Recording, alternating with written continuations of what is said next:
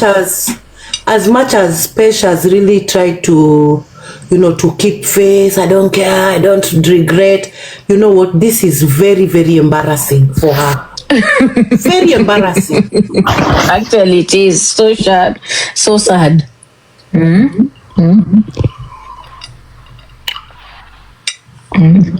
Yani, can you imagine walifika mpaka pali Biggy anamfukuza kwa nyumba na bag zake.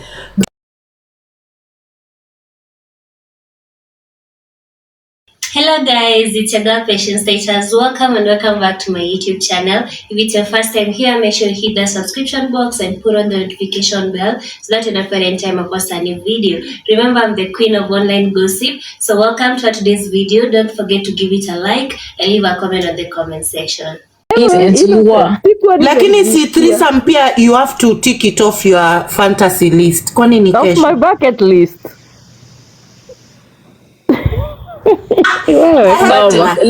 Let me ask you guys.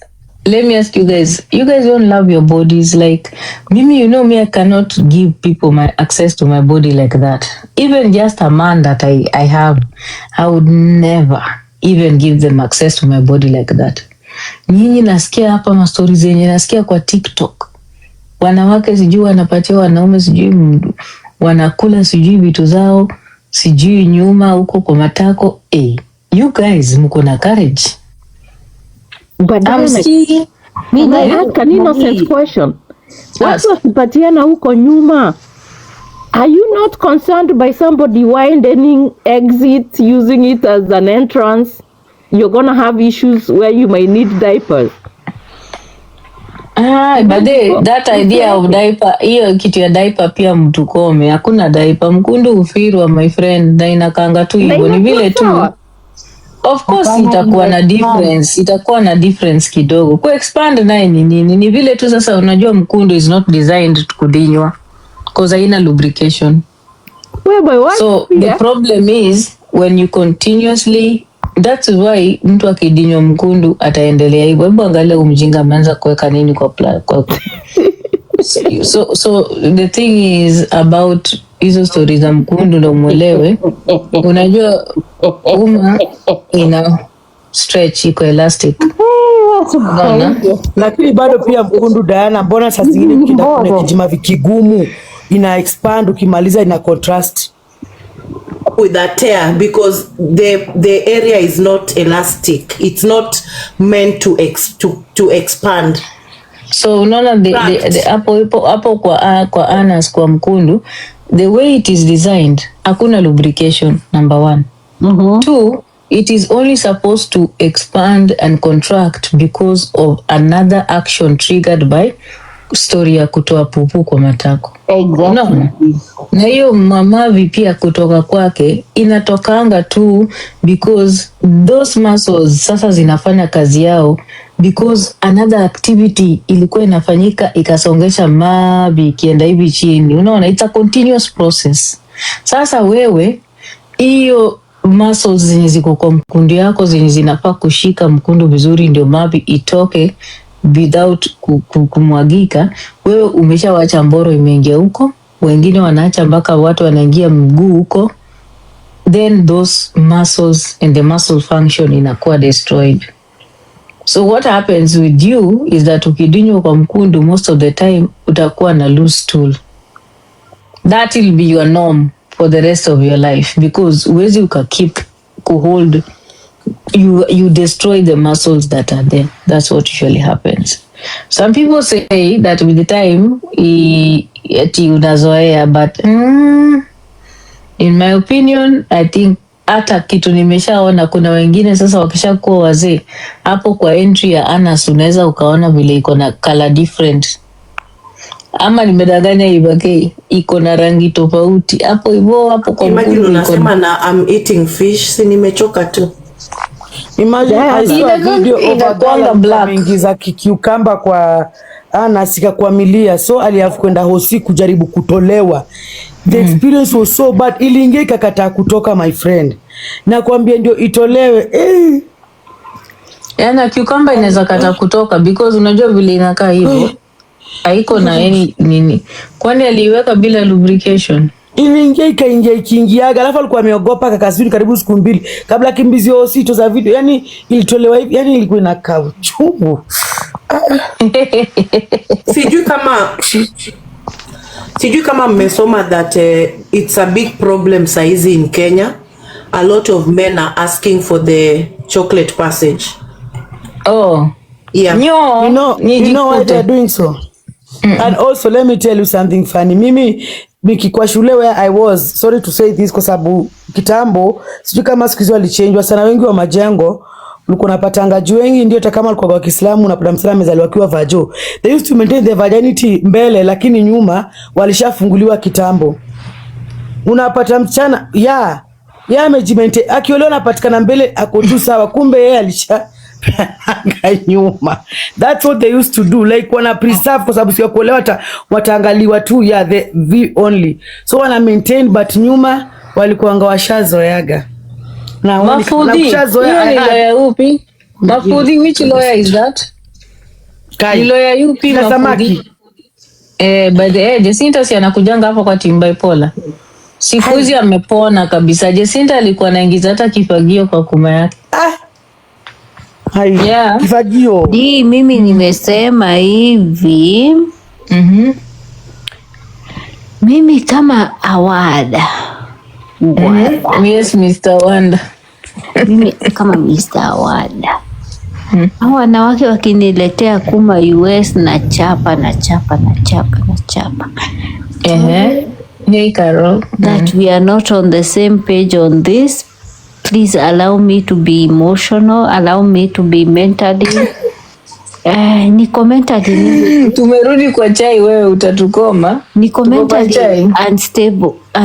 Unstable hiyo ni that is the right word, unstable. Ni unstable wale nimerudi normal. Yuko mentally hapo kwa unstable ndio kwame. Karoem, habari yako? Mentally carried away, lakini nasema hivi. Mimi thank you. Mimi Karoem tadomera Lion ni only you know, so na gotire besha kwa inbox. Karoem gotire besha huyu aje domera besha huyu aje kutupa, wacha nikwambie hawezi kukupatia domera besha. Wacha nikwambie atapatia Peter Kioi Lion. Enda upatie Peter Kioi, lakini yuko hapa. Nasema hivi. Mimi na support hapa, si support anyone. Nasema wapelekane kwa koti, mwenye atafungwa afungwe. Karoem ni domera Lion. Aya, mwenye atafungwa afungwe. Mwenye anaenda kwa mental institution aende. Jamani tuko nazo, tunamgojea. Aina shida. Umesema mko ready with the resources support. Hapo tukifika hivi tunampeleka mental institution. Kwa direct bila kupiga kona na kadungu madawa na wekewe kila kitu. Iko nini? Karoem, ujai nitumia hadi maua. Basi nitumie rose. You know what? Diana. You know what? As much as Pesh has really tried to, to keep face, I don't care, I don't regret. You know what? This is very, very embarrassing for her. Very embarrassing. Actually, it is so sad. So sad.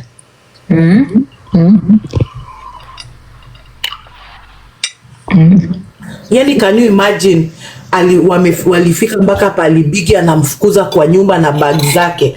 Do you know how humiliating that is? That was not easy at all. Thank you so much, Caroline. Thank you. She's been, that was the humiliation of the last Akodo. But Bigdaddy likes to throw women out like that. See, I'll watch alirusha nje hivyo. Ama? Thank you, Karen. I'll watch alirusha hivyo. Diana. Mimi the way I love myself. Ukiniambia first of all, let me say something. Guys, kuna live goal hapo tafadhalini. Guys, tapuru. Live goal iko hapo to Roses. Taputini platform. Posta komboka jo. Na mtume akifagio nifagie kwa kimechafuka. Mama, okay, what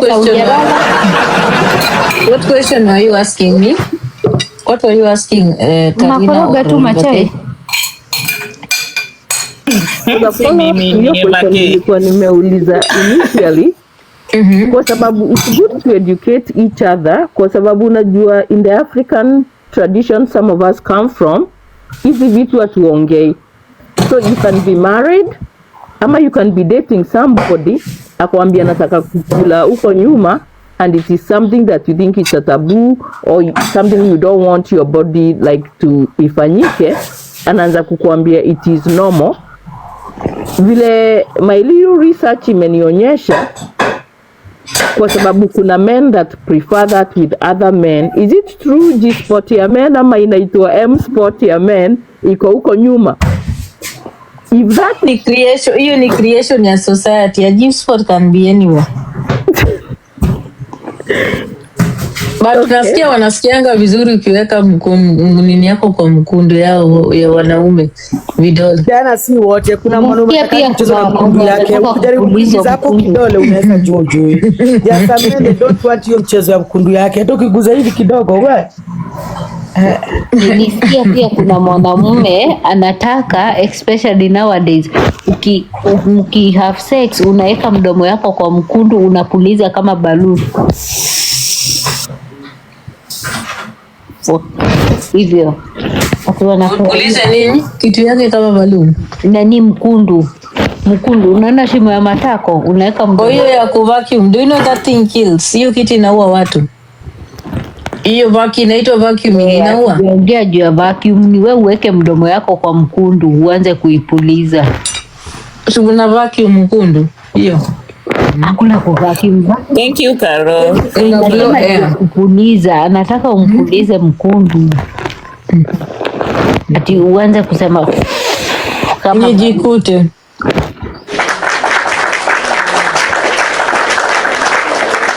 You know guys, they also say that a man who loves you will make love to you knowing very well that he still needs to. Thank you Carol. A man Devi, unangoja kupata mwenye anauliza nyuma. Apparently a man who loves you always makes love to you, makes love, si kuku F, knowing very well that kesho pia atataka kuki. But ukiona mwanaume hata anataka kuku, for those people who love the fingers, anakuchokora pom pom pom pom with all this force, that is not a good man. Because a good man needs to be very gentle. Darling, can I put one finger? Are you comfortable? Hivyo pole pole. But ule mtu pom pom pom pom ni kama anataka kuirarua. Na hizi vidole unasema ati anakuuliza atida? Ati anakuuliza atida? Anakuambia darling, I'm gonna put one finger now. Where? Si ndani ya kuma. Where ndani ya wapi? Si ndani ya kuki. Okay. Ama ndani ya kuki, that is as part of the foul.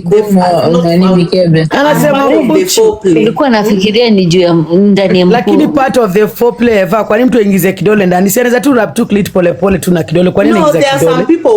There are some people who love it. Si unajua, let the fingers go, let the fingers do the working plus the clit. You understand? So akitaka kuweka moja anakuuliza is it comfortable, unajiadjust hata wewe. Oh yeah, okay. Hiyo sio game, unajaribu na wale wakikuyu wanakula nyama za pilipili pale hivyo Bicenta. No, ushangi hata mkono. Ushangi hata mkono hao wa baba wajinga wako na pilipili kwa mdomo, alafu wako na makucha chafu. Ushaona zile makucha ziko na edges za green, kuchoma makaa, ziko na edges za green hivi. Wale wa baba wanatoka kuchoma makaa mchana. Anji dada, hebu koma hao wa baba wa kukula nyama. In a normal setting ukiangalia kucha yake iko na line ya green ndani ya hiyo chuchu. Alafu sasa when he wants to put the second finger, ni date mmoja kama huyo pia anakuuliza akushike kwa kuchi na alikula chakula nini na anafanya Kenya anafanya. Imagine ukifanya hiyo when you are making love muna communicate si uongo wale wa baba tires zimewashwa baby I wanna put the second one, is it okay if you are well lubricated? Oh it's okay pole then I guess I'm old. Mimi I'm old. This train has left the station. It's okay. Karina, I think you love the fingers. Let me tell you. Hey, najua unakula tu. What are you drinking, Eva? Eva, what are you drinking tonight? I'm not drinking anything. Imagine I'm sober. In fact, guys, Mikebe unakunywa nini hapo? Tutafute kitu ya kukunywa. Wale baba wanaambianga mtu, wale baba wa Kikuyu wanakuambia ameshinda akichoma makaa the whole day, anakuambia maito ni kuweke vingine. Hizo maito ni nani? Maito ni mokoro. Hiyo mamangu kuja hapa ni kuweke vidole. Sasa hizo ukiangalia vidole anakaa mokora nyongo. Ati ni kuweke vidole hivyo tu.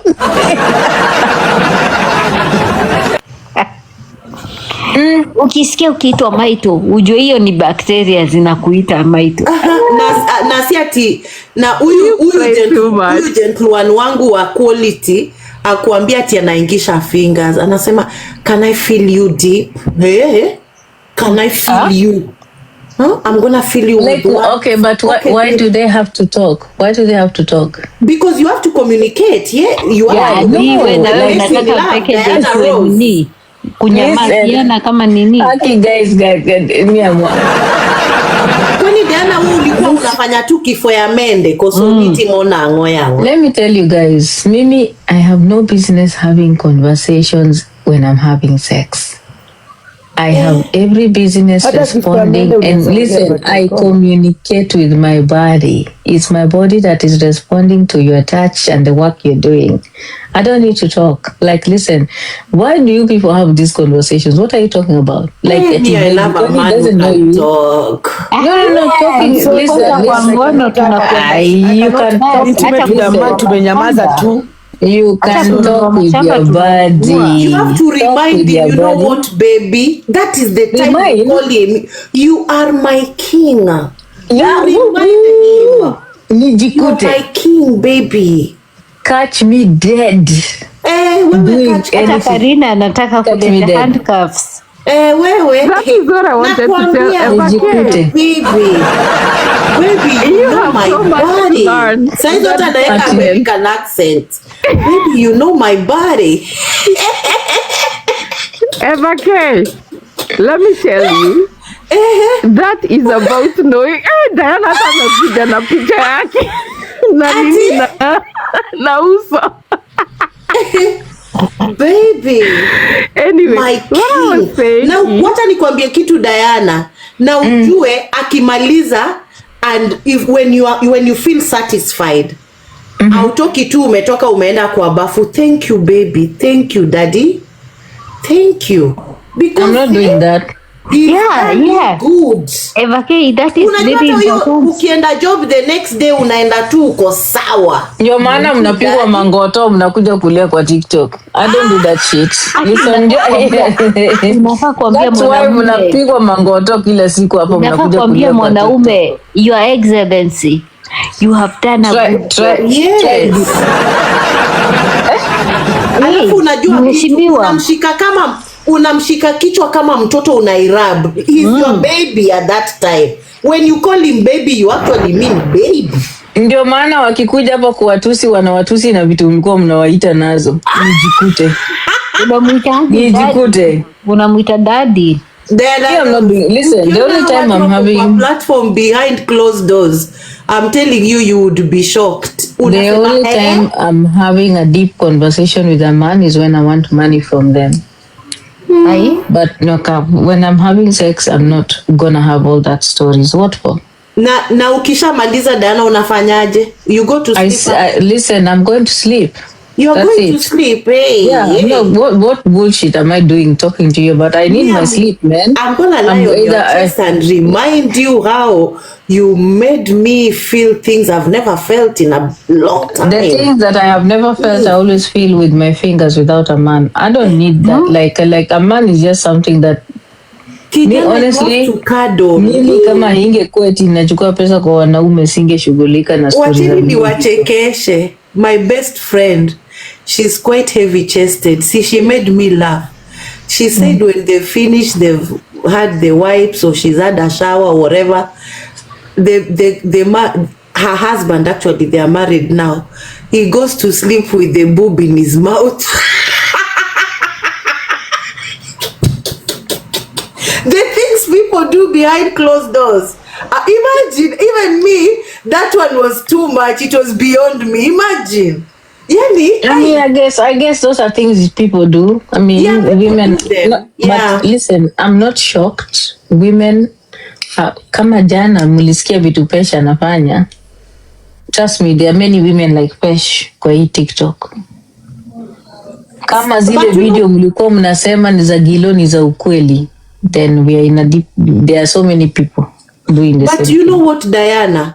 Si unajua, even the right thing to do for those people who are Christians or, you know, Muslims, even Muslims have a prayer. Before ngono, you can do a prayer.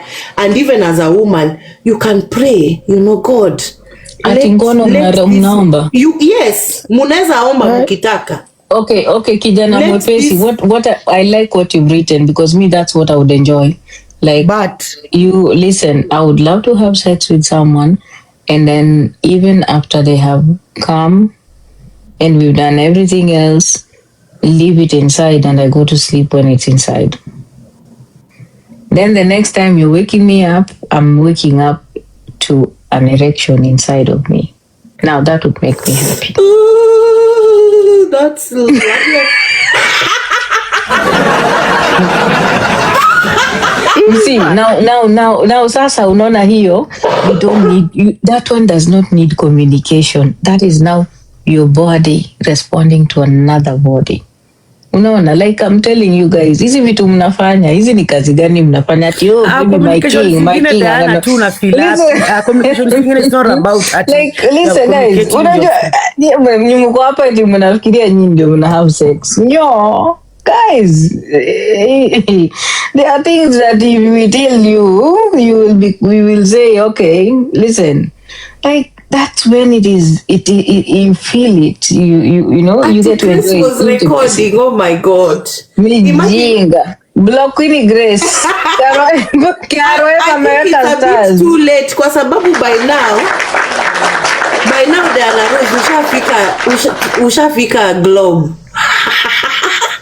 Your relatives will see kumbe chuma inalalanga ndani. Nani watu wa Globe wanikome. Maybe if there's any relative mine that can ask me anything about social media, they know I'll block them. Si wanajuanga abashughuliki. The last time juzi ndio aunti yangu aliniuliza, aunti yangu mwingine hata ongeangi, alinipigia simu akaniambia Tonya mamacha ya nyawa hii juzi hii vile tulitusiana na nyako ndiye akaniambia hiyo ndio TikTok.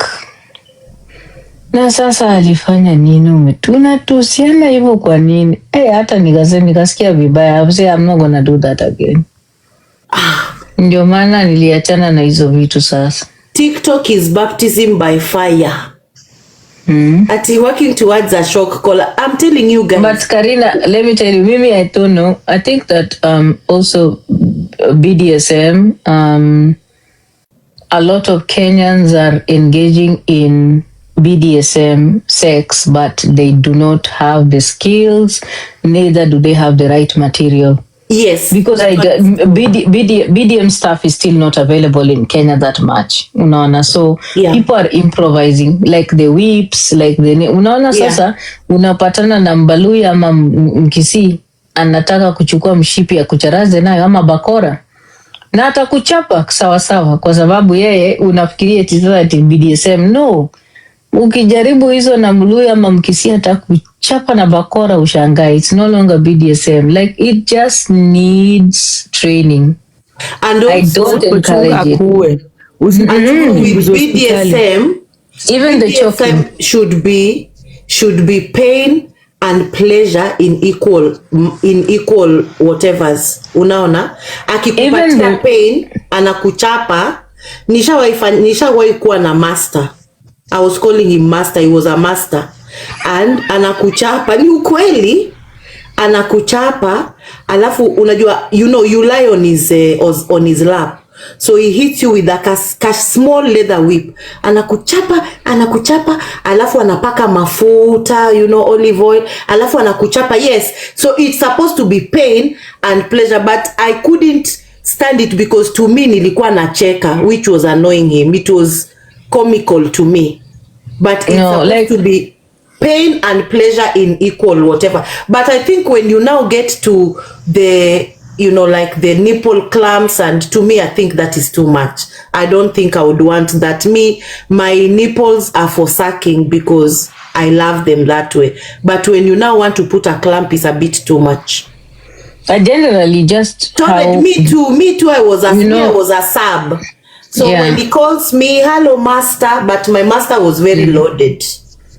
But generally, even how men tend to touch women's bodies is something that if you don't have a skillful man, it's a problem.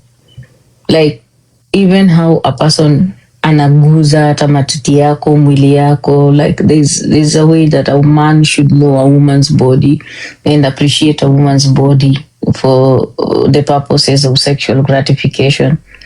Like that's why I have no business whatsoever even having sex with an abusive person. Men that are abusive or men that are aggressive, or men that are broke, don't have money, will always be very, very, very poor when it comes to sex. They don't respect your body. They are not kind to your body. They don't touch you with tenderness and kindness. They just want to do what they need to do and get out. That's it. Actually, research has it that abusive men do not take much, do not prioritize foreplay. It's, it's in, and then, they use a lot of energy. I'm telling you, they don't even hata panti ataiweka hivi kando aingize msolombo na atoke na alale. Because panti anafaa kutoa anuse kwanza. Oh baby, you smell delicious. Acha nikwambie, the thing is about abusive men. Most women that are with abusive men, like, which is sad, it's like they get wanabakwa almost every time. Unabakwa tu. Yeah. Because an abusive man, even when you're not in the moods, yes. Mm-hmm. Anataka tu, and then also like when I was going to talk about choking because of BDSM. Like I was saying, a lot of people, even the choking thing, if you don't do it safely, mtu anaweza kukuua. Especially men that are heavier, bigger, like muscled men who do not have the right skills, they can kill you. And I see a lot of women nowadays wanapenda hizo stories za choking, but that choking requires skill. It requires skill. Utaenda uchokiwe na jakarungu mwenye amekula sweet potatoes one day in the middle of the night in some hotel in Sori, and you will die. Sikudanganyi. Also, like because there's just a particular way that if they touch or choke your neck, they can. That's it, unaenda tu. Yes, and also, I don't know whether when you've watched some blue movies, there are some men wale wanapenda kuchoke. They like to choke you or pull your hair, and then yes, iyo kupiga bam, iyo wanga hivyo, but there are some people, iyo kama like maybe mukodogi and is holding on to your neck. That is a potential abuser, because when they are doing that, they like it when they are in control. Unaona? like physically in control of you. So imagine somebody, maybe, you are on your knees and they are busy pulling your neck and putting their, whatever. And that shouldn't be love making at all. That Mimi hata is hizi a vitu potential mnafanya, abuser. mimi hata hizi vitu nasikia hapa kwa TikTok, nasikia wanawake mnanyonya mboro. Mimi I don't do that shit. I don't, because my mouth is also too small. Hakuna mboro inaweza ingia kwa mdomo yangu. Mdomo yangu ni mdogo. Inakuanga tu Diana. inakuanga tu size. Kidogo unaipati hapo kwa head kiasi unainyonyonya. Ati Si lazima upatie throttle. Unajua kuna hapo head na kuna throttle. Labda useme throttle uwezi. Alafu kwanza umepiga call zako hapo. Alafu kwanza nasikia uchungu hata sasa hivi ile nafanya mdomo wangu. Haufanyi na force D like unacheza nayo. Si tunafanya hivi kama kitu haina pumzi. Yeah, but do you want the man to go down on you? I'm not big on that. Okay, then that's fair. Because if I'm not big on that, though it's so weird how like but also I don't know the kind of men that you people meet. I don't know. Mimi, I don't think I have once in a while, but like the people I have met that like wow, wamefika. Wow, that's beautiful. That's good news. That's wonderful. That's such an achievement. That's a big achievement for the US. Wameingia kwa ocean. They landed. That's good. I'll check on X. So, hiyo kakinywaji nafikiria tutaikakunywa kesho. Kesho najua nani anafungua live yake sialo. Itakuwa huko. I need to educate us on how to eat. I was telling you that kula huko down, it is something that I'm not saying XXX, but it's not something that I prioritize.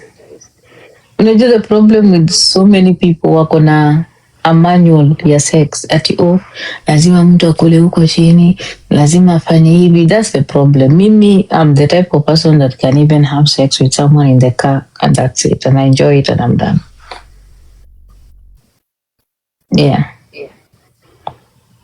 For me specifically, I'm the type of person that enjoys more of the foreplay and all that stuff.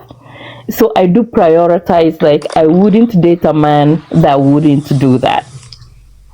Because it's an expectation, like from when we start deciding we're going to be intimate, because that is where I get most of my pleasure from. And that's TMI, but I just want to So that's where you get. I have a question, Karina. What if you start dating a man Karina, and you have not yet got intimate? Imagine you when you're being eaten out. Eva K, you're making me very suspicious. Why Are you straight? Imagine I'm so sober. I'm just trying to imagine Karina right now. But I have a question. Can you give me the mic? Karina, you cannot date a person mwenye cannot go down. Sema umeanza kudate na mja get intimate, umeshampenda, ile siku mmeenda may have sex the first time, ukipata they cannot go down, ama maybe the first time I could do it, you just leave them. It's not gonna get that far because we will have this. So you're saying the first thing to terminate the relationship, first you have to get intimate, ndio you cover the relationship it go on. No, you see, you go through the normal dating process, but there comes a point where you decide you're going to get intimate, or you have that conversation. I'm going to express that these are my needs and they are non-negotiable, non-reducible minimums. And what if you've already lacked the man, but is the kind of a man who cannot go down? There are men who cannot go down. Like that's their principle, they can't. That love dies there and then. Okay.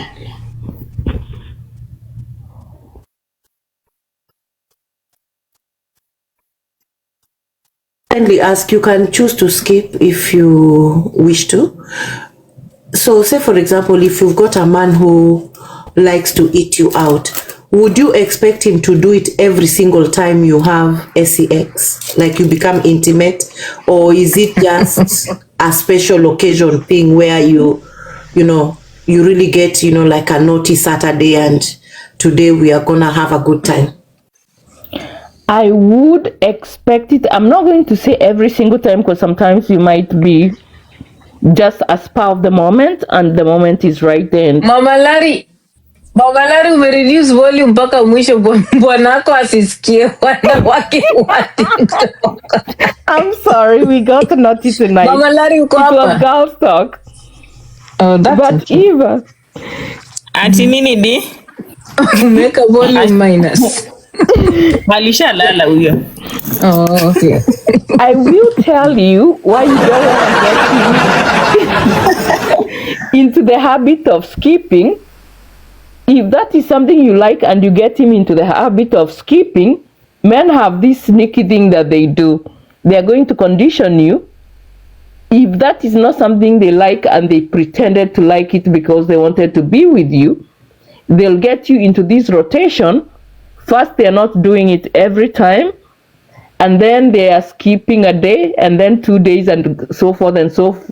And then before you know it, they're not doing it at all. So I never let anybody get that comfortable to where you're not doing it, because it's something that I enjoy. Are you a waxing girl or you've lasered? I wax. I am like a crazy waxer. You're a waxer? No hair at all.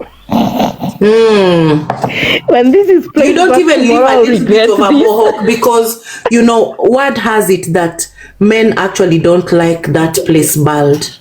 They like a little bit of something just to show that you are actually a grown woman. Do you know that? Most. Hey, catch me dead if anybody wants me to do anything bald. I'm not a baby cheetah. You're gonna go through Karura Forest. So you're not a bald.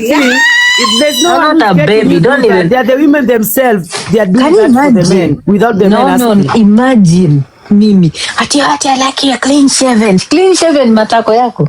Ye mwenyewe hajanyoa hata manywele kwa mkundu yake. Ako na nywele mpaka kwa matako. Catch me dead. Mimi am a grown woman. I have Karura. If you don't find it, you'll be lucky. That's when I choose to just shave when I want to, not because nywele ya I'm mad. matako hapana. Nywele ya matako nayo. Hiyo hapana. Ati juu sasa ati ai mwanaume ako hapo hivyo. Nywele ya matako no, afadhali wanawake waoshe. Hapana, usiache hizo nywele. Kama unakuanga hizo ni za matako hapana, don't leave them there. Nywele wa mama wako na nywele ya mitako. Wewe wacha niulize Mikebe kumbe yuko hapa. Lakini kama amezima. Mikebe amezima. Mikebe amezima. Unajua Mikebe alianza kukunywa. You only get it if you are a hairy person. Personally, I'm not a hairy person. Yeah, I don't even shave my legs. I haven't got any hair on my legs. I've never even tried shaving like my legs. No, I never shave my legs. If you start shaving, if you are hairy, you create it like zikimeamea. Afadhali tu ziache tu zikae hivyo if they are not that much. Yeah, they say so. Yeah, mimi niko na kiasi but sijawahi zinyoa but tuko. So when I meet Karina, when I meet you out at an eating place, I'll just be looking at your man and thinking, look at the eater, look at the eater. And I'll be thinking I enjoy every moment of it. That thing is just I don't think Karina and Ivake should be in one room. do you know what? One of my friends anasema, I feel like I'm contributing to the delinquency of a virgin over here. do you know what? There's one of my friend who says that being eaten up is so sweet. Ati inaweza hata fanya umeze ulimi. Shi utakatua kujini kidogo. Ati inaweza fanya umeze ulimi. Like that's how sweet it is. So go ahead, Diana. Nimeshangaa ati mnaita wanaume my king. Some 2026 like me, My king. I can just do the whole thing from just being eaten. So it is that serious. But And especially the African Americans, achana na sitasema achana na Kenyans, that to be dismissive, lakini African Americans wapewe sifa zao.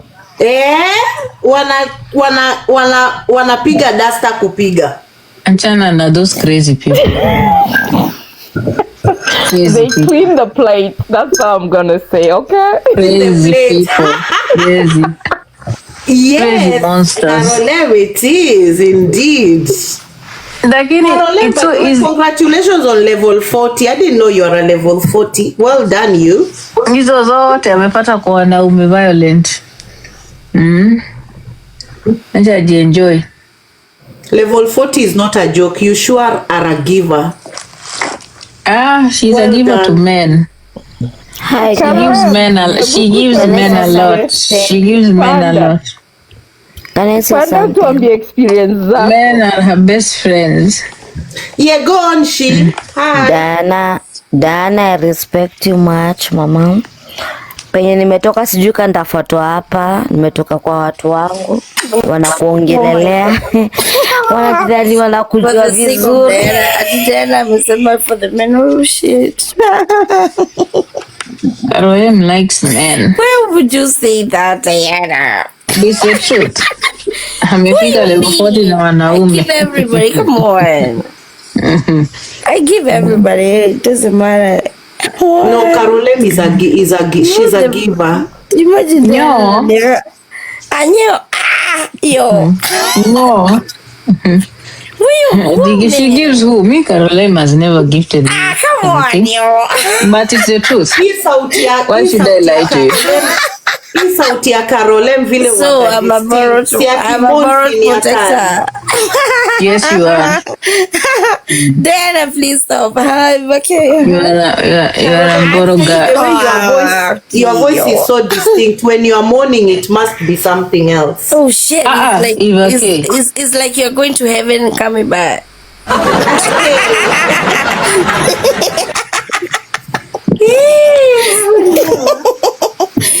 And sometimes I fake it, so you never know what is right. And by the way, Karina, nikikapa date anza kunicharaza mistaki. I'm chilled. Already ameniita production only give me. But you are. No, yeah, I gift everybody, not only men. I gift everybody, women. Naona nini imetoka kwa moon. Anyway, I'm Larry. Body D, please. I gift everybody. Yeah. Not only men. Okay, I gift men. Okay, and everybody else. I have a son, D. I want my son to be taken care of too. I'm doing the due diligence. In the society. According to how it should be done. Devocha nitoke dieta nicharaza. Dio. No, unatoka juu utaulizwa ulikuwa kwa platform ya Dana Rose YouTube. By who, D, at this particular time? By who? I normally see Caro going to. I don't go to a lot of platforms. If I say hello, I see you like waiting. Nakwambia umefurahisha Carolem hapo comment section alikuwa anaruka. Hakukuwa tu na nguvu ya kuja kukushika. Very funny, no. I like funny conversations. Mimi ucheka tu. Hey, acha ni mute dieta ni charaza. Unajua siko in my normal. Imagine I'm so chilled. I think really? this whole Bigdaddy thing has exhausted me this whole week. Like I don't even want to. How is this exhausting you? No, just because you have to keep talking and having conversations with people when you find them on platforms, that's all. I know. So and it's exhausting seeing women being okay with violence. By the way, I don't even want to get involved with this. Me, I'm not in anybody's thing, but at the moment,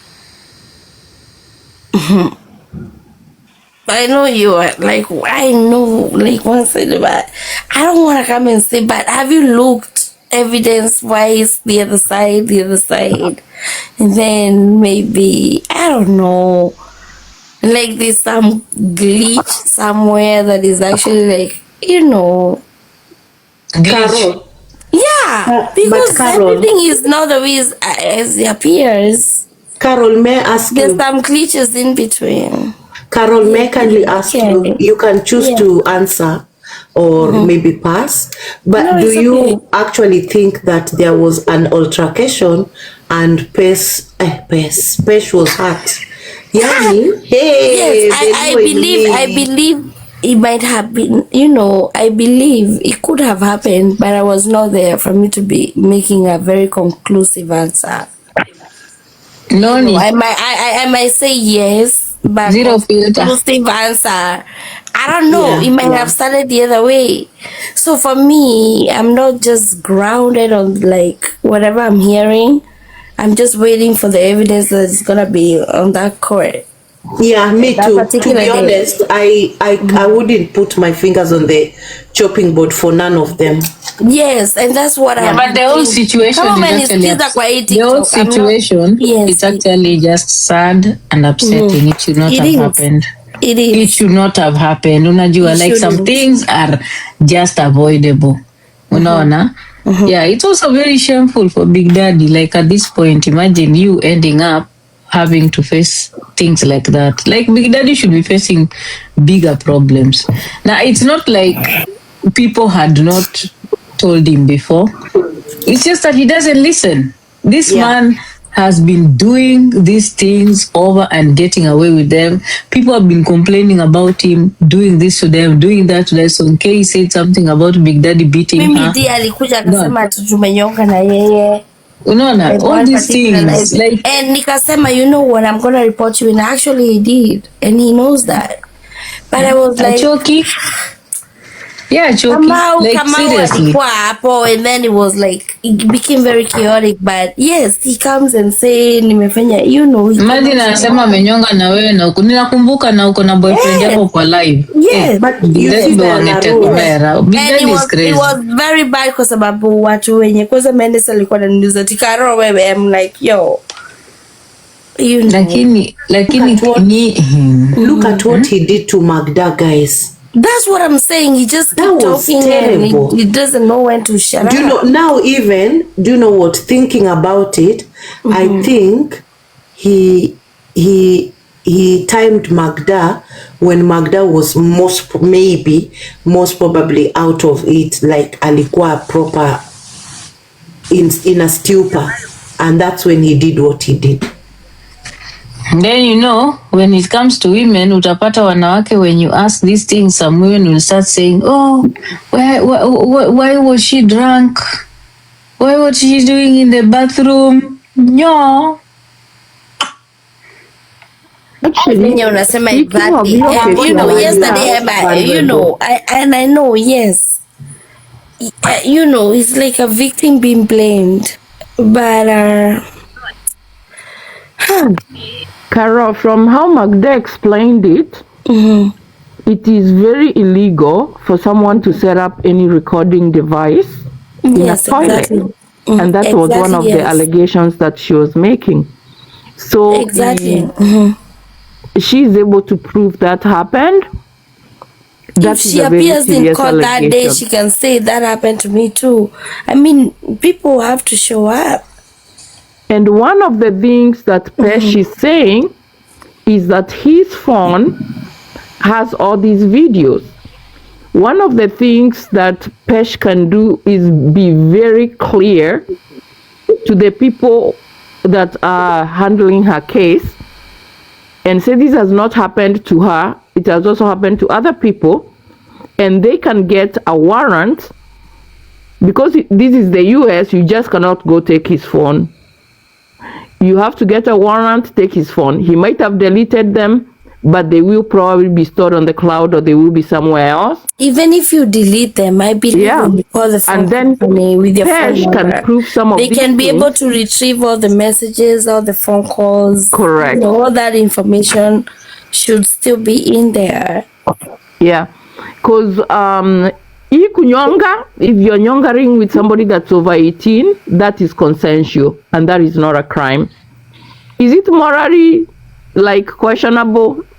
We can cast aspersions on it. However, hiyo ya kuweka kamera kwa choo, because I would be very offended kama naenda kwake and then he has like a camera and then later on anani expose. Yeah, so there is that too. No, but those, the defense lawyer can bring those as, speculations. So me, the thing that I was very concerned about was like, why didn't she go to the fucking hospital? She should have gone to the hospital. It does not matter. Are you sure she hasn't gone? That Biggie but said, just go at least to that document. But why are you guys assuming that she didn't go to the hospital? Okay, if she did, then that is a mark on her side. But if you don't have any like a tangible document that particular day. Thank you, Loki. So I don't know how it's gonna be like.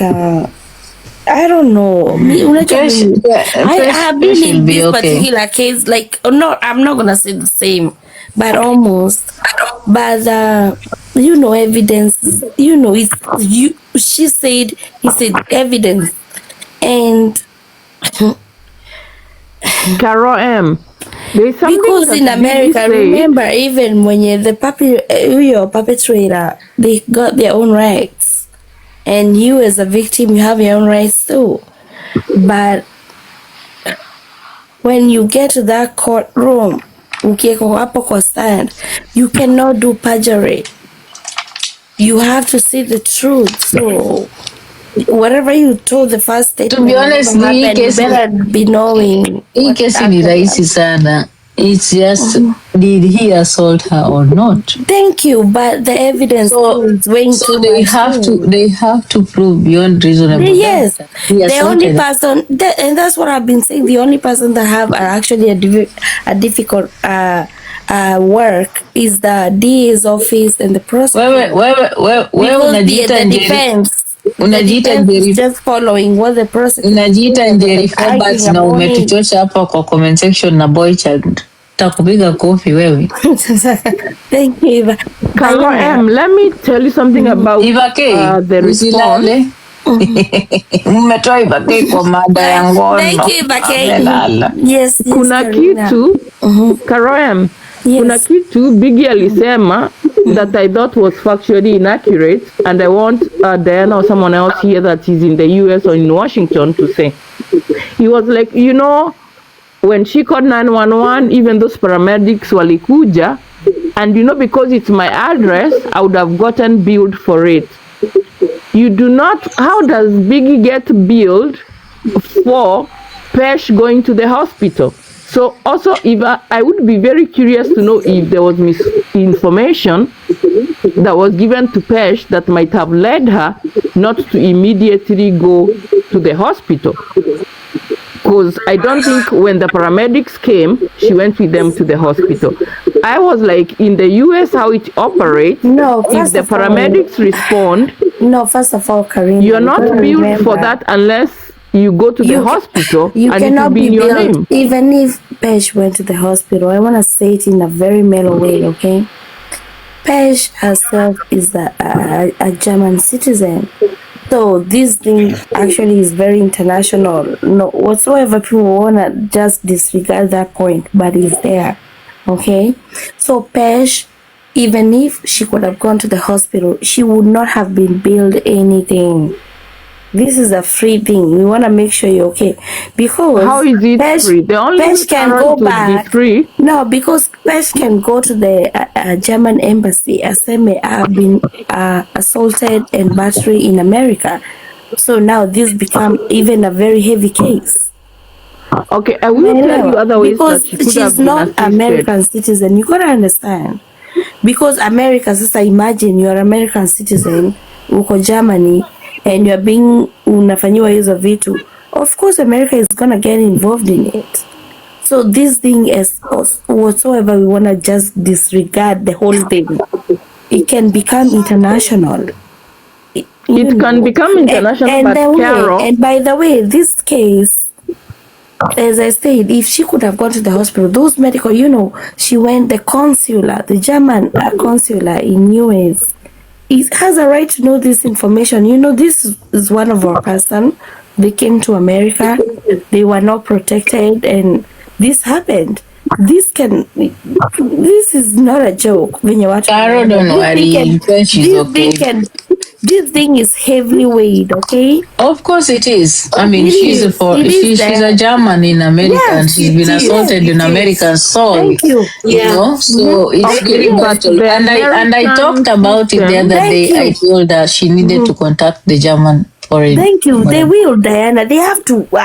Carol, I did tell the consular. So she'll do it. Yeah, they have to. Carol, can you listen for a little bit also? Okay. She was assaulted on the US soil. When you call an ambulance, if you refuse to go to the hospital, unless if Washington is different, they normally do not bill you. They are responding to an emergency, they assessed you, you didn't go to the hospital, no bill comes in. So for somebody to come here and say that they would have been sent a bill in their name because it's their address that the people responded to, I'm not sure if that's the law in Washington. The other thing is, for her being a victim of DV, there is systems and funds that are set to protect and to help victims of DV that they are able to report the crimes. So she didn't even need to go to the embassy.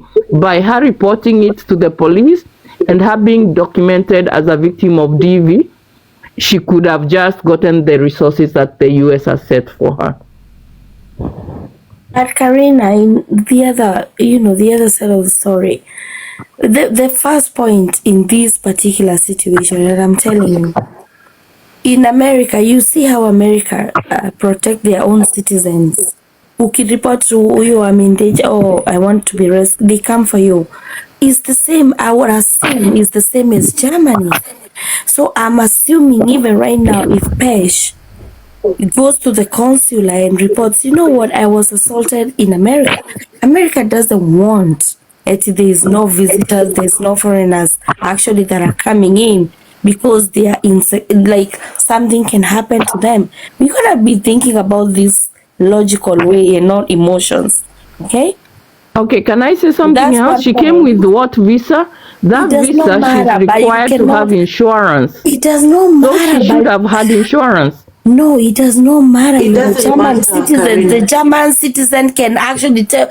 Ni kama wewe. I'm telling you, if I come to Germany, I'm American citizen, and then something happens to me. Of course, with the medicals and everything that is going on, they have to tell the American embassy, this has happened to one of your citizens. So what is the way forward? So this thing can be actually international. Si ati mtu mnang'ang'ana na yeye ati ni neighbor wako, ati you both live in America, you share the same. Carol, we want to be factual because we are also educating people. Haywire if the German government actually intrudes because they have their own laws.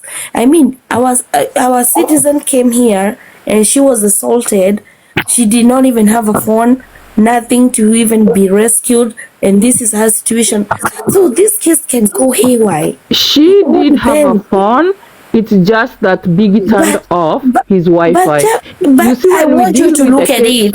Karina, I know you're right, but I want you to look at it like you're a German. Nikikupatia example, I want you to put yourself in that I am a German citizen. Let's go step by step. I'm a German citizen. I come to America, and what happened to Pesh happens to me, right? I call the police, and even the paramedics come up.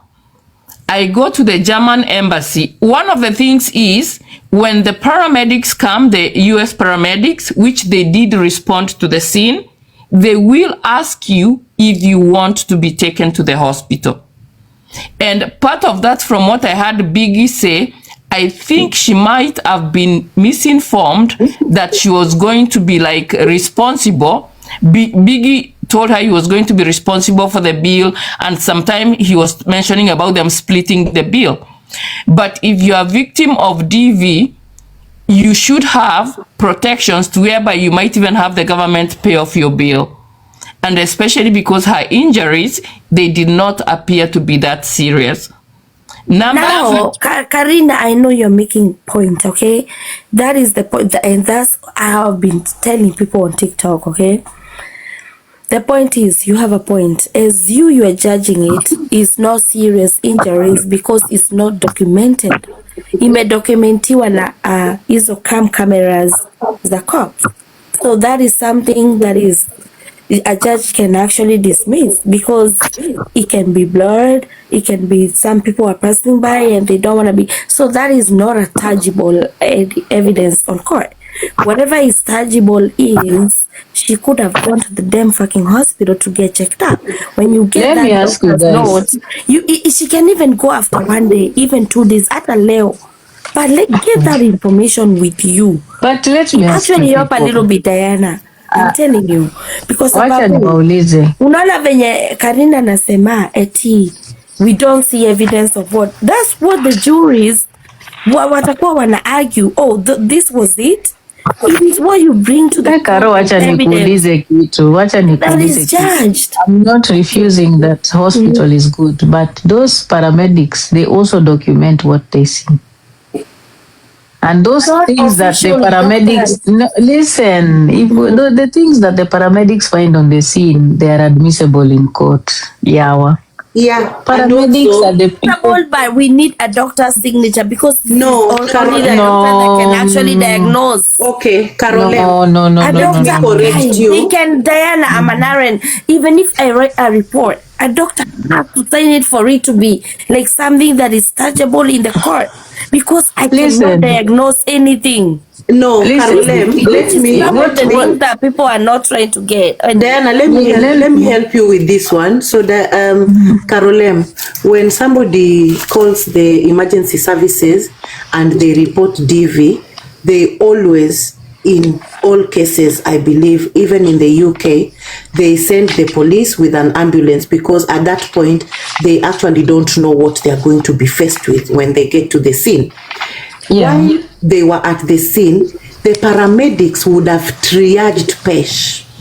By triaging, and she even said it on the live, they would have checked. So it means when they would have checked her vitals, they would have done a physical examination, they did all triaged her, and so by so doing, that is when they decided that okay, she, maybe she's not in danger. She's not in danger. And she's not that a vital patient that we should be going to emergency room to. You understand? So even if she went to the hospital, there was no need because that there is a need because let me tell you something. Paramedics, yes, they have a license, they have all that. But when a doctor examine you and now do you know a doctor when you have, I'm telling you according to experience, they ask you what happened. Dr. Mwenyewe is writing their own report as the police. I got fractured my nose na naona evidence. So these things are tangible. So these things are the ones we're saying. But Caroline, if at all, they can actually add upon the case. After she was triaged, if they the paramedics, if the paramedics come to your house, and Karina are right, if the paramedics come, paramedics come to your house and they, you're calling, shortness of breath or anything, they come and do vital signs, you're okay to go, everything is okay. They ask you, do you want to still go to the hospital? Because they have assessed you and they have seen you're okay. We don't see anything that is actually happening. Listen. If at all she had been shared, what was the need for her to go to hospital? Yes, but you can also say, yes, I want to go, I want to because of liability. Because but of liability. Then she should go to ask you. Then if I was tell you, in the US. Najaji, where is the medical? Did you go? You should have said, I'm from Germany. I was fearing for the fucking bill.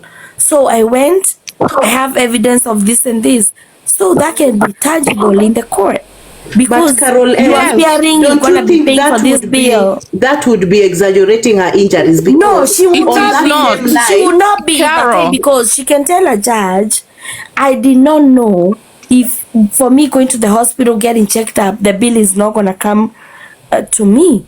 I thought, but kama yeye alikuwa na fear, kama Now yeye this is alikuwa what, na fear, if I go to hold let on. me say something. Let me say Kama yeye what alikuwa what na fear, what the what bill is gonna what come the to her, court is and saying. she did not meet medical, Okay, those this things. is what it's saying. Hey, she can win the crib.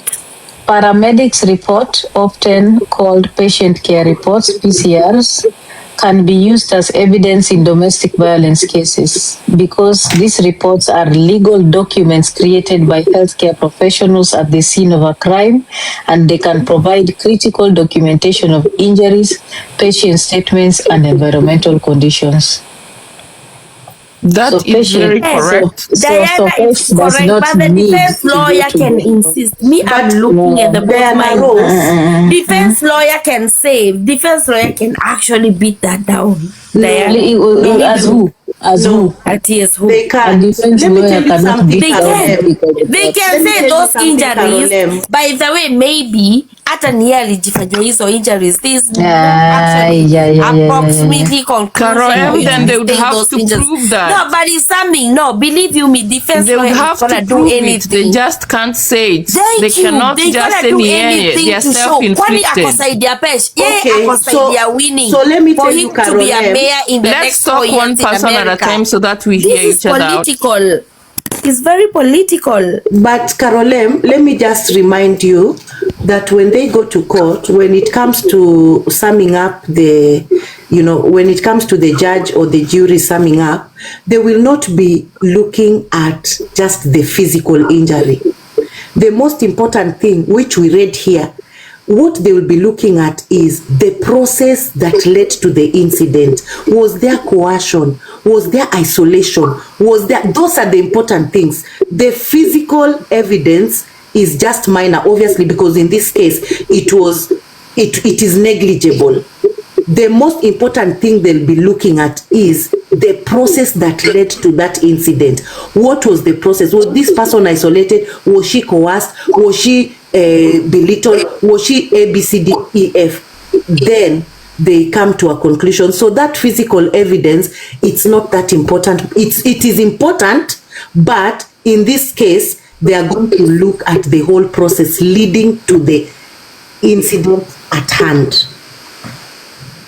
Me, if a case is and in line with what you've just said, because of the coercion and manipulation around all that, the most important thing that maybe Pesh should have right now is documentation that she's getting psychosocial support. That is what I'll tell you. Diana, something is going on.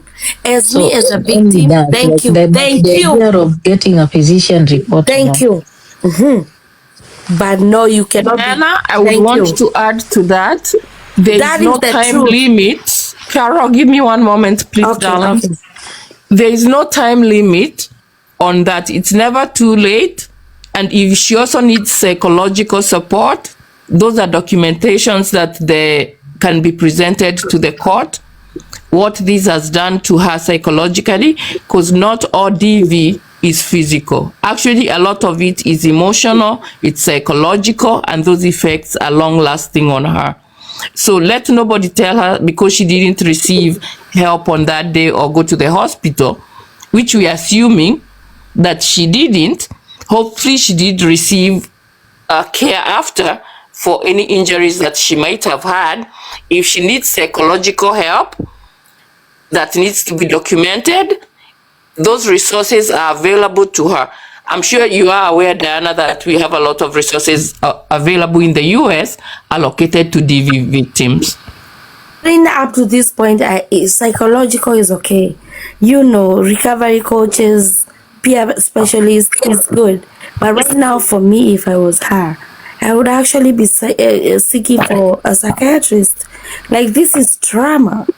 This is trauma. Okay, this is something that is actually affecting you.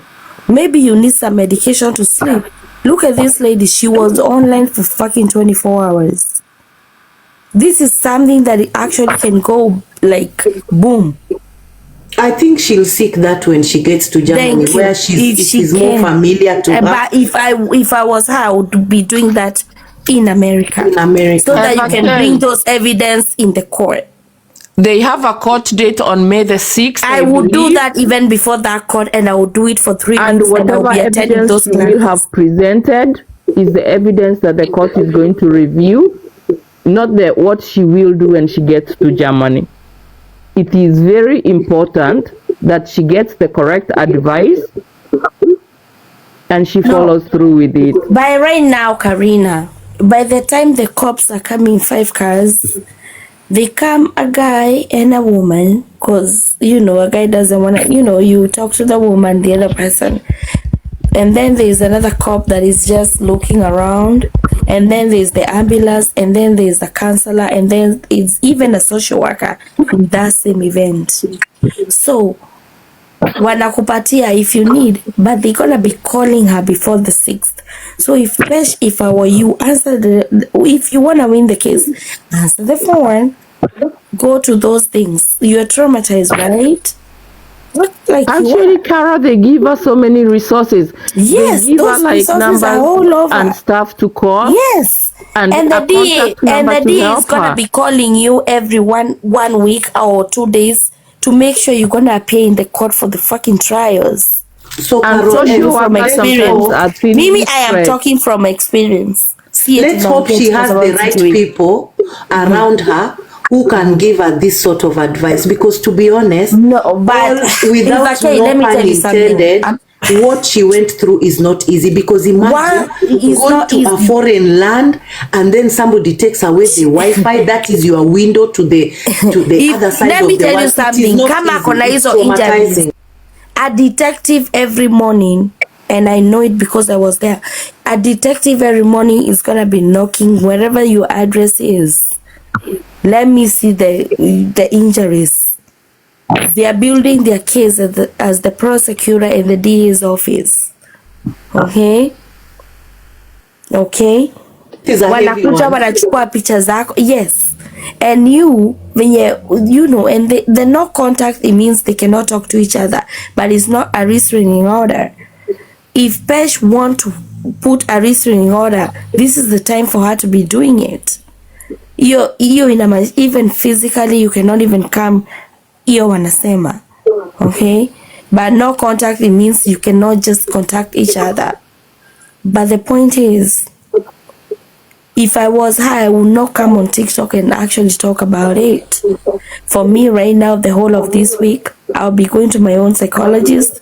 I even insist I want to see a psychiatrist for this case to go through. From the way you have seen Pesh talk and everything that has gone on, do you think that inwardly, like in her heart of hearts, do you think she would like to see Bigdaddy, for example, be made accountable and even end up in jail? Or at this point, do you think she might even be regretting?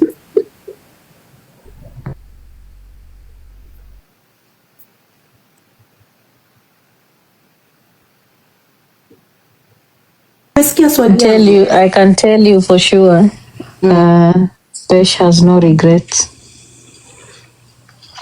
Zero. None whatsoever. She's very comfortable getting justice. Karina, what do you think? Okay, let me ask one question to you, Diana, before I answer you, Eva. Does she want to get back with Bigdaddy? No. Has she made attempts to contact him? No. It was alleged that after the court, she did send a text message. It's a lie. It was alleged that she tried to get on a live that he was on, and he kept declining. She went on his live, yes, but it's not because she wanted to climb up. The request came up automatically. Okay. What I have heard Bigdaddy say was that love is not like something that you switch on and off, so he still loves her. Look at the language he's using. I have not heard from Pesh say that she wants to get back with Bigdaddy. So based on that, I would say there's insufficient information to say if she wants to get back with him or not. She doesn't want to. I don't think she's interested in that. Because I think in the next few weeks you're gonna be sitting down and they're back together. I really don't think Unless tell you. I seek help. You know what, this is toxic, I don't want it, but you know what, if she wanna be in it, you can even go for 10 years. Believe you me. And you know what, Diana, as you know, go for 10 years in the same circumstances, the same scenarios, yes, and the same events, and it actually lasts the same. I mean, the cycle of It is a violence. cycle. It's vicious, of course we know it, but I Yes, don't think I think that's what I'm overseeing. I don't think Pesh wants anything to do with Bigdaddy. Diana, you are wrong. No. Yeah. I think on this one, I don't agree with you. Pesh's mannerism. I don't think so. If at all Biggie was able to communicate with if you're done with the men, you don't even open a live and talk about them. You block them. No, and you know the thing about Pesh now, they just didn't separate as a couple. It was, yes, but the couple separates the. She was assaulted. So maybe that's what's going to be happening. So they may get back together. Diana Rose, let me tell you something. Pesh, these possibilities. Assault is assault. There is no good assault and bad assault. But the opportune time ile Pesh angeitia Biggie polisi kama kweli the way she's stamping, you know, mimi mtu haizi niekea mkono.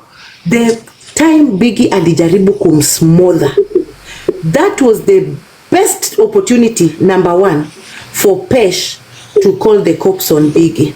So but I feel like you people are putting too much pressure on no, Pesh. it's not pressure. Diana Rose, let me just land. By the way, I'm not even I'm putting more weight on the evidence and the occurrence and the sequence of the events and whatever transpired, whatever happened that particular day.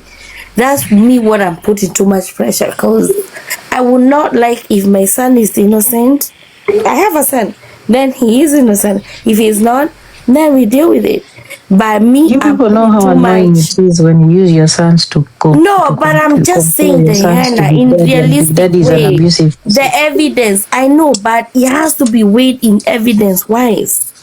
Karam, can I address the evidence for you? Evidence-wise, there's nothing like emotions over here. We gotta be logical. Karina, just before you address, let me take the mic and then I give it to you. Sure. For me, I think Carol has just brought whatever we had said earlier into perspective. This is not gonna be a walk in the park. It could be heavier than we all think. But the thing is this: Bigdaddy has been taken. We've all agreed that Pesh has an obsession with Bigdaddy, and on this occasion, she has been taken away from her prematurely. She was not ready for this. So for me, my opinion is, if at all Bigdaddy was not ordered not to contact Pesh and they were able to talk, Pesh and Bigdaddy would be talking now. Yes. Can I say the one thing that I haven't heard out of Bigdaddy? Which, if I was in the jury, now I'm part of the jury, I would consider. Not once has Bigdaddy said that the alleged injuries were from self-defense or explained how they occurred. He hasn't said they were from self-defense, and that can be very insightful to a jury. Because when they ask how the injuries got there, he has to explain how they got there. Bigdaddy have injuries too? No, I'm talking about the injuries on Pesh. Bigdaddy has not said that there was any self-defense on his part. No, but he does not have to say so, because you can actually go to the wall, bang yourself up, and actually knock yourself out and call 911. That is a defense mode. it is Anything can very happen. improbable, But it when would, they you find know, as you have much. cycles over here. But the thing he said is, the only thing mimi nilisikia Big Daddy akisema nikajiuliza, what the fuck is he even talking about? Alisema huyu manzi ni chizi. Unajua Big Daddy yosema vitu ovyo ovyo, and then alisema sijaiona mtu kama, like, he was so distraught with the statement that he just made, na akasema guy huyu ni chizi, huyu mimi niko na mogoroki. You know, So, also he said she so was those very things smart. can actually apply to that as a defense, because this person have to be, if I was a defense lawyer, I would want this person to be examined first. But those things can be put to Psychological defense. way, behavior way, all those things. They have You know, to you be people, applied to my own defense. one thing you're forgetting, Big Daddy is the one on trial. So the burden of proof lays with him.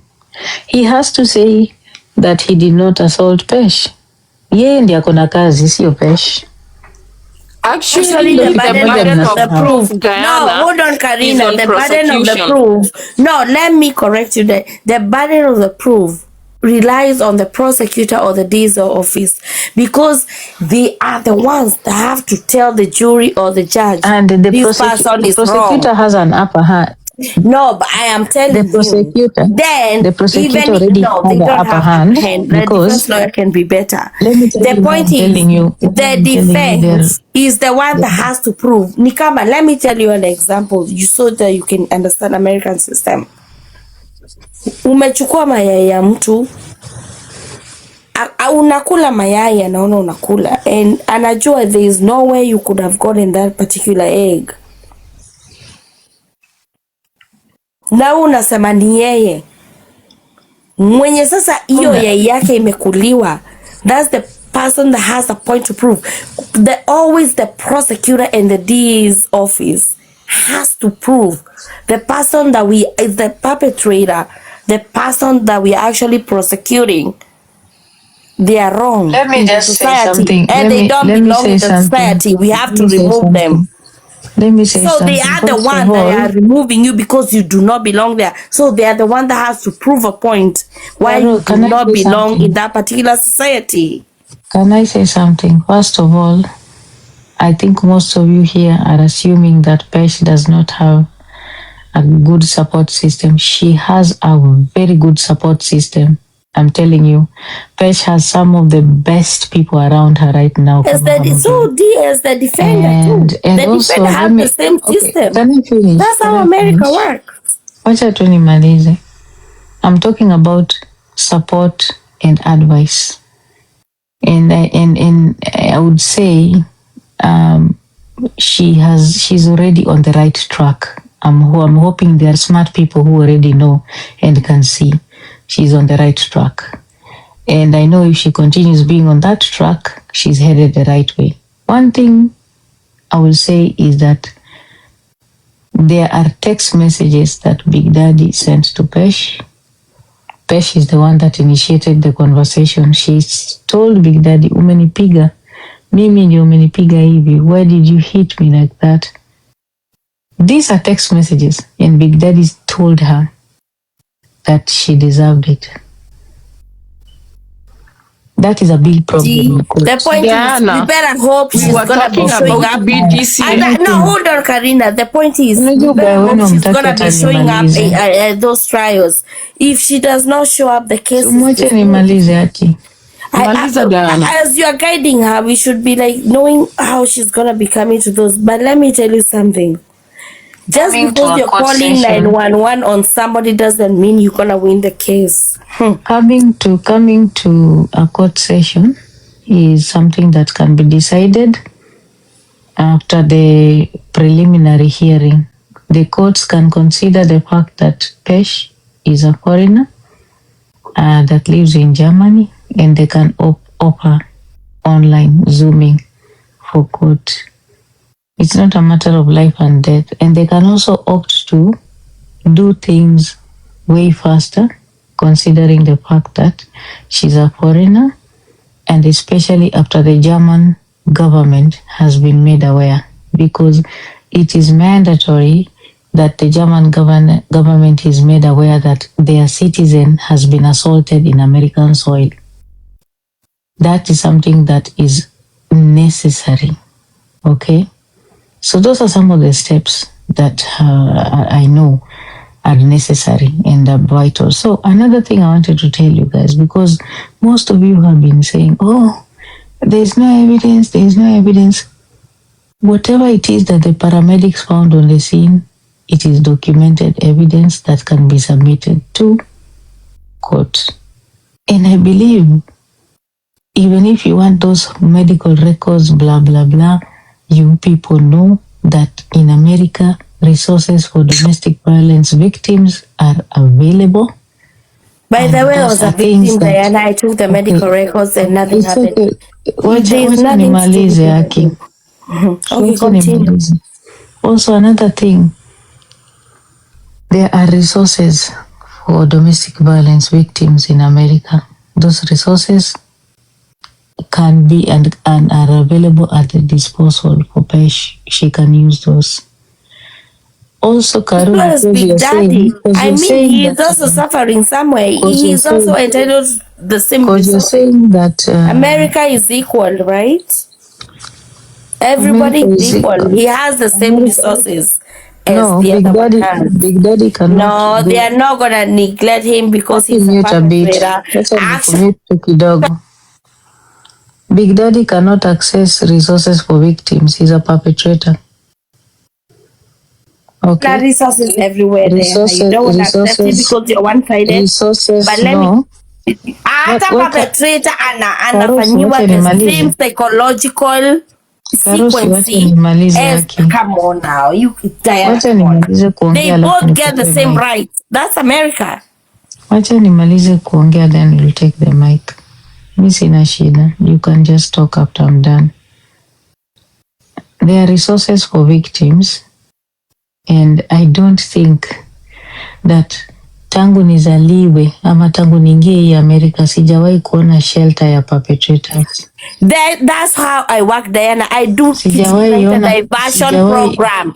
That's what we do, Diana. That's how you cannot get to know it. And that's why I'm telling you, sometimes whatever you are thinking is not always right. Okay. You can never put a perpetrator and a victim in the same shelter. I am saying even the perpetrator has a story to tell. Even the victim has a story to tell. Everybody is equal. When it comes to the justice, unaona justice in Equatorial. Who has said that? No, but I think it has to balance out, Diana. Who has said that everybody has a right. Kwa sababu hata ujui, you are not there, you don't know what transpired to the events. Maybe nobody was there for you to be making a conclusion and such a justice. No, I don't think that's right. No, but you are doing so right now. You know? So, what I know is the courts are fair, but what is going to help either party is documented evidence. That is that's that with a medical clearance form. Now we're talking. Now you want the things that you want to be in court, but those things don't work that way. Things don't work the way you want them. And I'm not looking for the things I want, but I'm looking for the relevant. Unalazimisha ati vitu zenye unataka ndio zikuwe kotini. Things don't work that way. No, mimi naangalia vitu zinakuwa relevant kwa koti di. Just like now you're forcing. Diana, ebu so many comments. But listen, it's the way you are very smart. Defense lawyer is not going to be asking for such document just because you want to be on the victim side. So this thing is going to be balancing out. Yeah, if me, I was a defense, Bigdaddy after defense lawyer, and then akwenda fanya kazi Ebu sikizeni nilikuwa najua utafika kwa hii kiwango ati Carol, I knew it. Carolem, ebu sikizeni hii comment by Rubai Designs. Mimi utafutie na mimi hata mimi niko victim. You think I want Big Daddy to be free? You Caroline, people. Yes. Ebu tusikize hii comment. Huyu Robai Designs amesema if they presented strong evidence, Big Daddy would have been charged with a stronger crime and alipe bail. So that is a point as well. It could have been a felony as well. Yeah. Zubeida, do you know how it could have been a felony? Listen. Unaona ile tripod anasema ati ilikutwa. Big Daddy alikuwa ameishika kwa mkono. Wanaona, that's a weapon. Every time that you're doing a weapon shit on somebody, that is a felony. You can kill this somebody. That is attempted murder. These things can move from misdemeanor to a felony within a fraction of, minutes. But according to the Big Daddy, hakushikwa ati ameshika hiyo kitu is some of the evidence that was collected, and these are the evidence that are being evaluated right now. What I can now say, because unajua ubaya kara hizi kwa cha mtaongea. But you know what I'm saying is true, Me unajua me, I'm not in anybody. I am not in anybody's sides because I have been in these particular circumstances. Acha niseme kitu hapa. I don't know if you people know that Big Daddy's charges can be upgraded to a felony. Yep, thank you. Because right now they are doing. And that's what I just explained right now, Diana. And that's what I just said. It can be a felony. Yes. Oi, Karo. Niaje Karo? Yes, you are right. Yes. Karo, acha nimalize jamani. Isati. Na wewe Siraj, by the way, sijui unafanya nini hapa kwa dina, ulikuwa umeblokiwa, I don't know. But D finish. But you are right. That's what I just explained. It's according to how you get caught. The circumstances, the weapons, the sequence of the events, the whole fucking scenario. Is it felony or is it misdemeanor? Okay, Karo, would you please? Okay, acha ni mute D, and mute. Thank you. So, I was telling you guys that the charges that Big Daddy have now can be upgraded to a felony. And the reason why they can be upgraded to a felony is number one, when the prosecution finds new evidence against Big Daddy. The new evidence can be found if Pesh has an extensive either, medical examination that would say maybe wapate hata hiyo mkono yake kama hakukuwa ameenda kwa x-ray, wapige x-ray, wapate kama maybe amevunjika ama ametwist ankle, whatever, things like that. That's another thing. Number two, it can also be because when she receives psychosocial support, you see, then a medical practitioner decides that she's been traumatized by the events and the things that have been unfolding.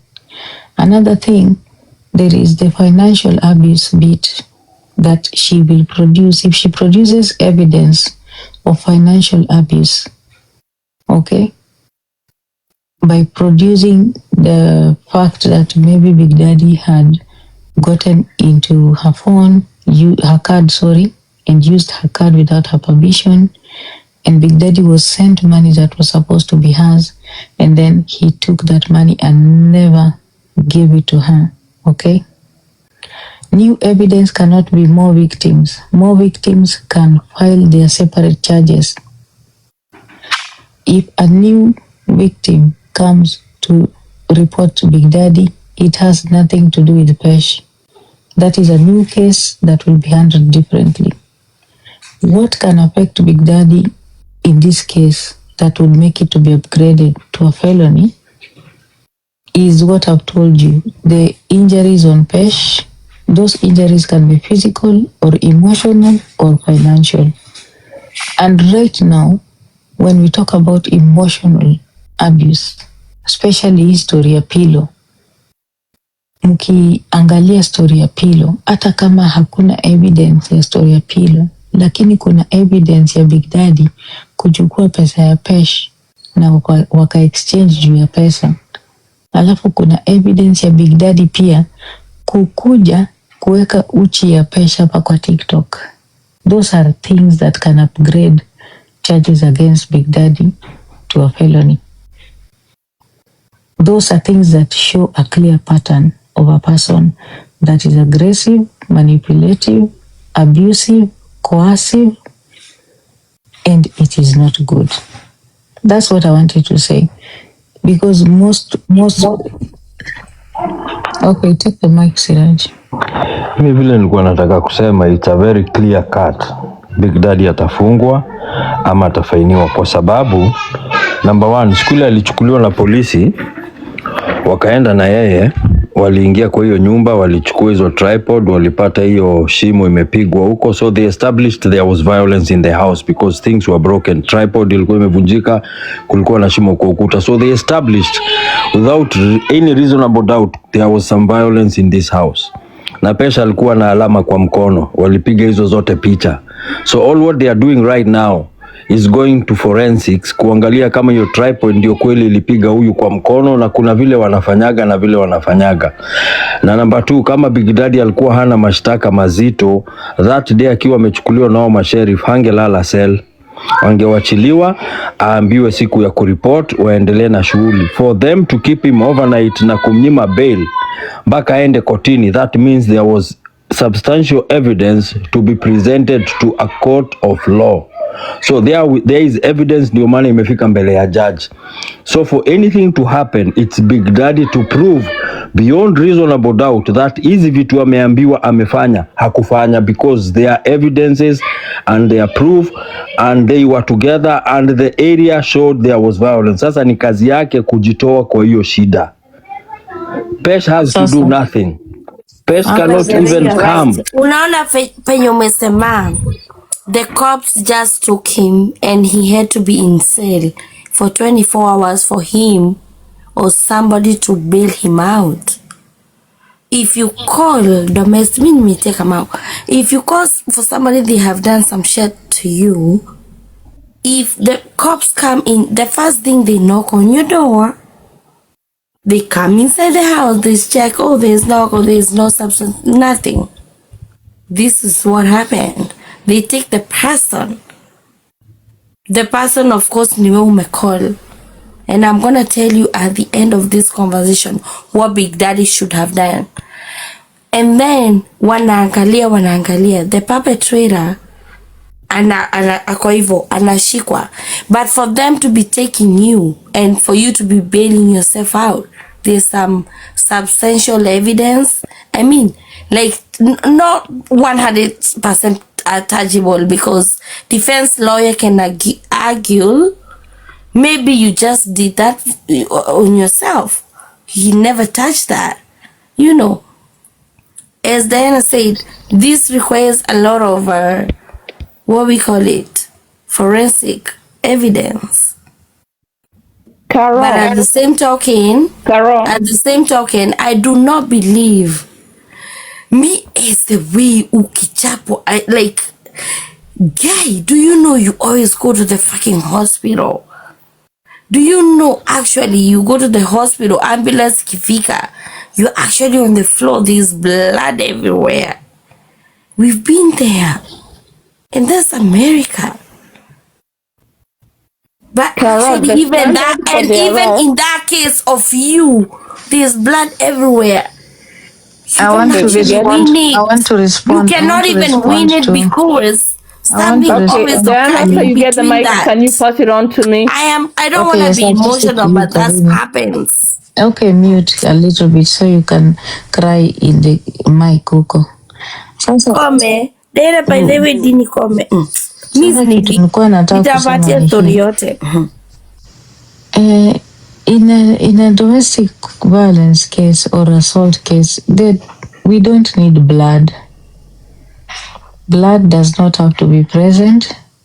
Broken bones don't have to be present. Okay, as long as there's a medical report that clearly states something happened to you. Again, there's forensics, and I'm talking to now, responding to Robai. Hiyo tripod ilichukuliwa na polisi kwa sababu wanaenda kuifanyia forensics. Wataangalia fingerprints zenye ziko hapo ni za nani, zikuwa za Bigdaddy na sio za mtu mwingine. Unaelewa? Those are the things that they do. With the evidence they collect. No. So hiyo tripod wataangalia, and then again kwa mwili hiyo tu ya Pesh, unaona Pesh alisema. Are we still here? Yeah, we are here. Bado tuko. No. Oh, sasa nikuulize Siraj. So from what you've heard, you strongly feel that Biggie is gonna go down? Yeah, according to what is going on and according to how that case was handled. Kwa sababu nimewahi kuona Muafrika mwingine ameitiwa askari na huyo mama akasema huyo Muafrika alimuassault kwa nyumba yake, akamshikashika, akamvua nguo. But there was no evidence for them to go and pick up that guy at that point in time. Kwa sababu ule mama kitana ule alikuwa ametoka. Huyo jamaa alipigiwa simu akaambiwa report to the police station. So if there was no evidence in that room showing there was violence, askari walipoingia kwa nyumba walikuta kuna ukuta imepigwa teke, tripod imevunjika na mkono ya ule msichana waliona iko na alama. So that is an indication there was violence in that house at that time. Na Biggie akakubali kwamba Pesh alikuwa huko na walikuwa na yeye. So that put them together. So number 2, hapa kabla kesi ijakubaliwa na judge pali yoyote, the prosecutor has to prove that case beyond reasonable doubt kwamba ikienda kwa judge hiyo kesi itapita na itaweza kusikizwa. Hauwezi tu kushtaki mtu polisi waje wamchukue. Kama sasa mimi siwezi kupiga simu niseme Diana amenipiga, polisi waende wabebe Diana. There has to be proof that me and Diana were together so that can happen. Umeelewa? Number 1. Number 2, they have to see telltale signs of where we were. There was some kind of violence. Waangalie kama kuna meza imeanguka, kama kuna kitu imevunjika, alafu kama kuna alama zozote. So all those things were there. Okay? And number 3, the tripod was broken. Na huyo alikuwa na alama mkononi. So when they presented that case to the judge akaangalia, the prosecutor provided enough evidence beyond reasonable doubt kwamba kuna kesi na kuna violence ilitokea between huyu na huyu. So kwa sababu kesi ishapresentiwa na huyu msichana amepeleka mashtaka yake na prosecutor ameyachukua. Sasa mashtaka ni ya prosecutor, si ya Pesh. It's the prosecutor, the state against Bigdaddy. So Bigdaddy has to prove beyond reasonable doubt hiyo tripod ilivunjika sikuwa napiga Pesh, nilikuwa nagonga mlango. He has to show those things. Thank you Siraj. Unajua kama you know I have been in this shit kutoka Facebook. I know exactly what I'm talking about. So without that, hapa kuongea vitu sijui. So without that, pelekana na Kamau mpaka tunapatana kotini. I know exactly what the fuck I'm talking about. Kesi yako na Kamau sio kesi ya Biggie. Diana, unajua Kamau kwa na time nilikuwa live kwa TikTok. But people that knows about it, alichukua phone akaigongesha kwa wall. Cases by the time ambulance were here, I was fucking bleeding from my fucking nose. I know exactly what I'm talking about. All cases of domestic violence. Sasa umeelewa mpaka hapo nimekuelezea. So what they are going to do right now, they are going to trick Bigdaddy in a very simple way. Approve hiyo mambo yote, onesho hiyo mambo imetokea. Na wakili ule anamrepresent akiona kweli hiyo mambo. Public defender until he finds his own lawyer. So the public defender ataangalia kesi amwambie Bigdaddy hapa utashindwa. Kama kuna plea deal, chukua plea deal, and that is the greatest mistake that we will ever do. Chukua plea deal, then so Bigdaddy is going down. Itakuwa yeye ni abuser. So Bigdaddy is going down. Assault and battery. It comes like that. A strong lawyer. It's a very shit that can happen to you.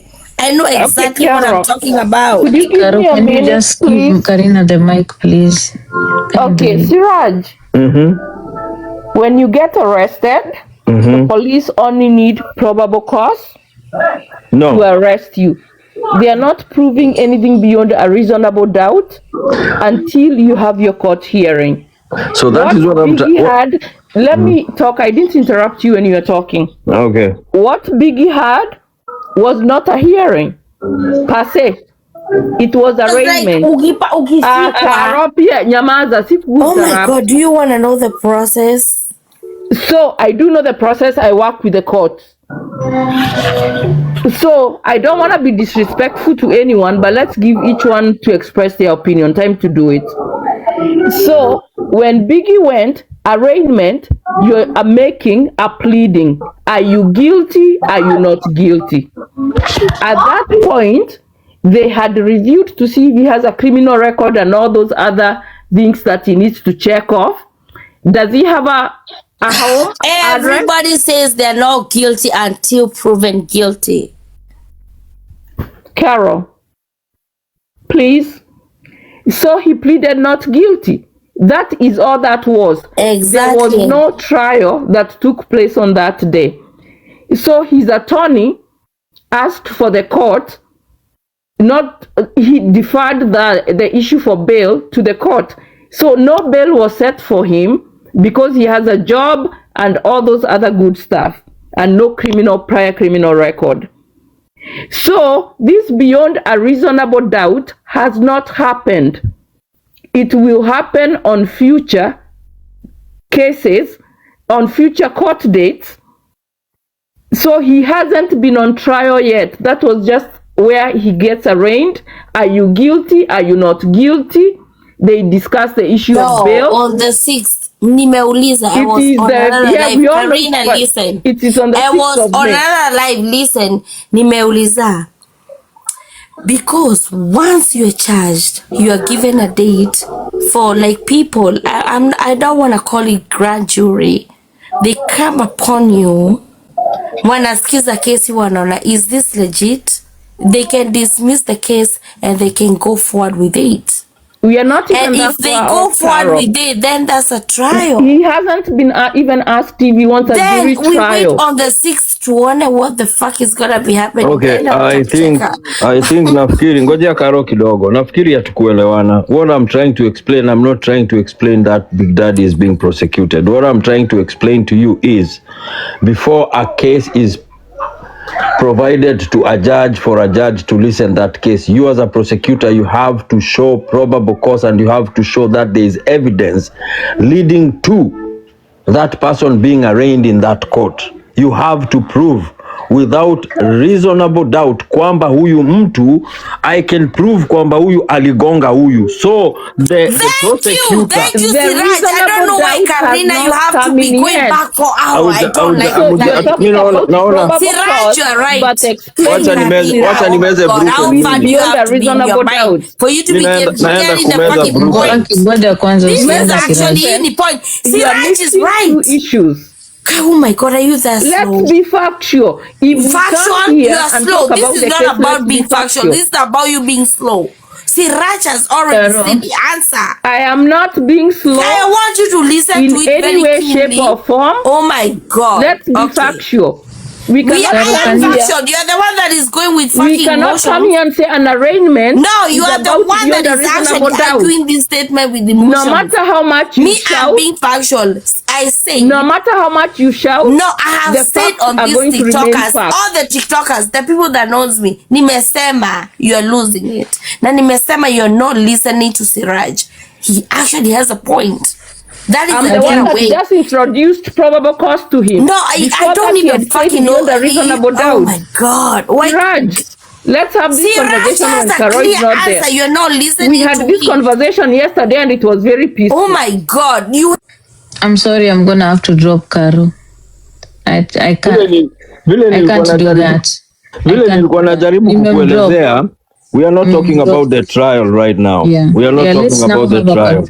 Let's have a conversation now. Okay, what I was trying to explain is we are not having a trial right now. The trial is not yet.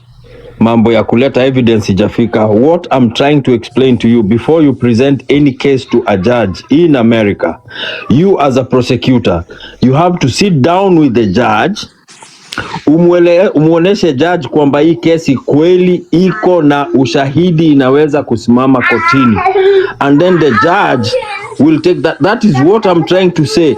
You have to show the judge that you can prove kwamba huyu mtu aligonga huyu, because if what we are trying to say that a police officer can arrest you just because of probable cause, a police officer can stop you because of a probable cause, akuweke chini aangalie, akiona kuna probable cause na yuko na evidence ya kukupeleka zaidi, ndio anakupeleka, because hata wao wanaogopa kushtakiwa na kuingizwa katika shida. So what I'm talking about is this case, before it goes in front of a judge akubali kuisikiza, prosecutor, not any other person, the prosecutor has to prove to the judge that we have a case to be listened here.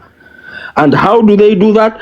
They do that by showing that there was violence in this room, we have collected this and this, and we can prove. You need to give us time, 2 weeks, 4 weeks time for us to collect the evidence to present kwako, but we have a case. Ndio maana nanile Bigdaddy aliweza kuenda kotini kusikizwa. Alipofika polisi, kama kulikuwa hakuna ushahidi kamili, hata huyo prosecutor hangechukua hiyo kesi kuipeleka mbele. Bigdaddy angewachiliwa, angoje kufanyiwa uchunguzi ndio aje afatwe tena. But because there was evidence right there and walikuwa nayo na waliona kuna kitu tunaweza tukaprove hapa, that is why Bigdaddy is where he is. And I'm gonna say this for free. Bigdaddy needs to be very careful what he says online, how he reacts, how he interacts with other people online, because all these things can be used against him in a court of law. He has freedom of speech, but amepatiwa bail moja very tricky ya bure, but it has a lot of things in it that if he missteps somewhere just like this, hata apite pahali Walmart, bahati mbaya atoke na peremende mfukoni bila kujua, na alikuwa hataki kuiba, wamuitie polisi, that's it. So that is a very tricky bail ile amepatiwa too. So that's another thing. Number 3, watu huku udanganywa na plea deal, because itafika pahali hiyo evidence iwe so overwhelming mpaka nanile huyo nanile lawyer wake amwambie kaa chini tuongee kuhusu hii kesi. So he needs to be very careful from now henceforth, and he needs to see who is interacting with, nani anatumia text message, nani anamwambia nini kuhusu Pesh, kwa sababu hizo zote zikifikishwa kotini, text message zile ametumana na kutukanana na kusema nini mbaya ya Pesh, itamuumiza. So the kesi haijaendelea, kesi ndio imeanza. There are 2 possibilities, anaweza shinda na anaweza shindwa, but the possibility ya kushindwa it's much higher than ya kushinda.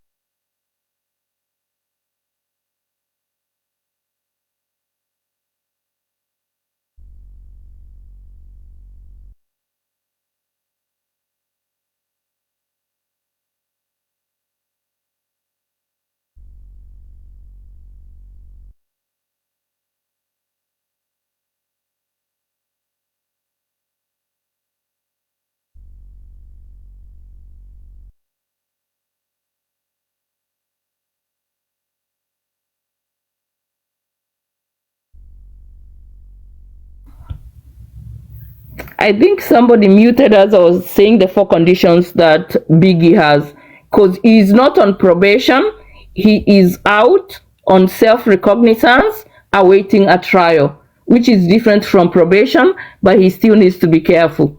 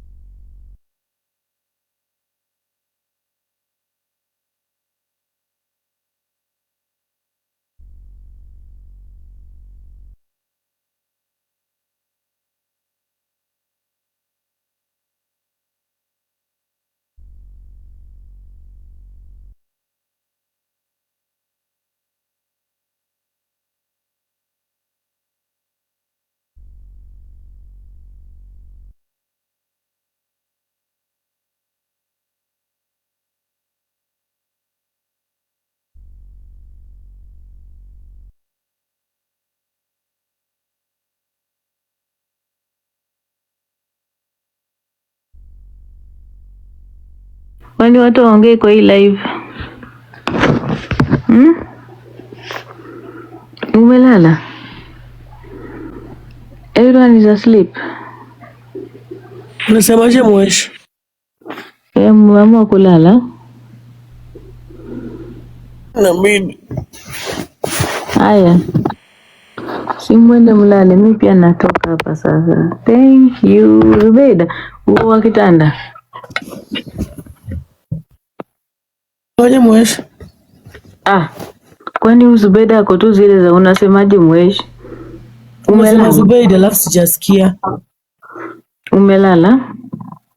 Nataka kulala. Lakini nimeota kulala alikuwa nusu nikiwasikiza.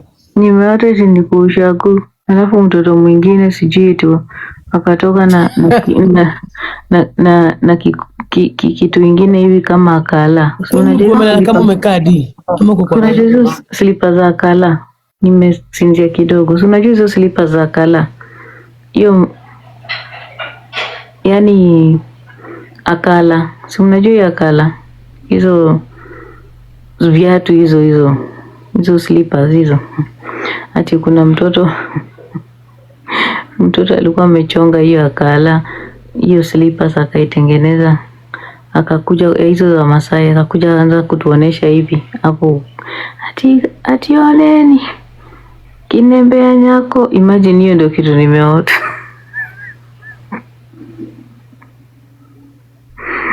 Nani kaamka guys. Kweli si ni ndoto mbaya yake na chela hunya kwa alikuwa hapo kando yake akaibika akaangalia tu chini. That's not good. Imagine. Not fair at all. Yeah, naongelesha nikiwa hapa kwa nini? Hapa kwa shelter. Leo hatuna stima kwa shelter. So nimeomba nini candle hapa ndio nao nini nayo. Haya guys, mimi am retiring to bed. Mama Lari yako wapi? Mama Lari. Guys, Mama Lari ameset record. So tushuke polepole tukienda. Guys, Mama Lari ameset record. Amejaribu di. Tushuke polepole tukienda. Jalala. Ankoko nomba. Amejaribu Diana. Jalala. Ankoko nomba. Amejaribu Diana. Sema you okay? Nini mbaya na simu yako, uko na echo? Gani? Wasasi yetu walikuwa nakaa. Wasasi?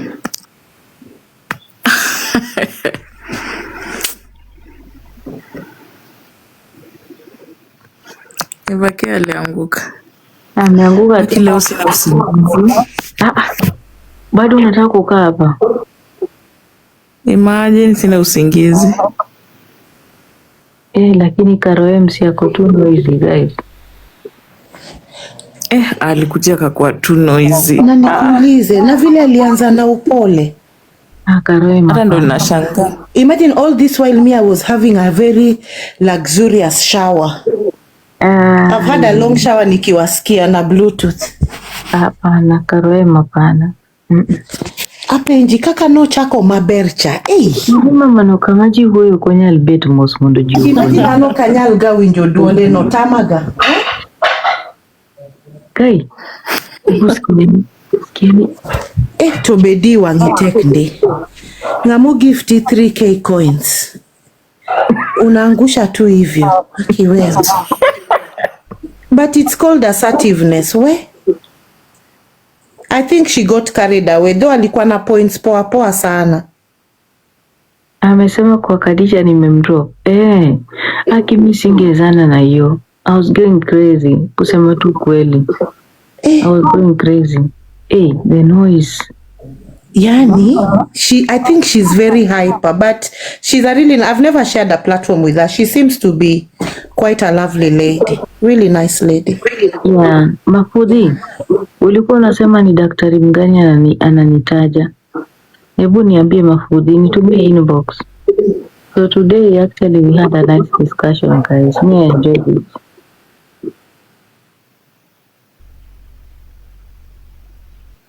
Juu akaonja kawaii wacha tupeleke kwa bedroom. No. Leo, imagine. I'm so sorry. Mikebe alilala. Mikebe unajua aliact kukuwa Big Daddy, akalala, akaamka. Mkebe alisikia anaenda jela. Akasema we, wacha niache kuenjoy kitanda mapema.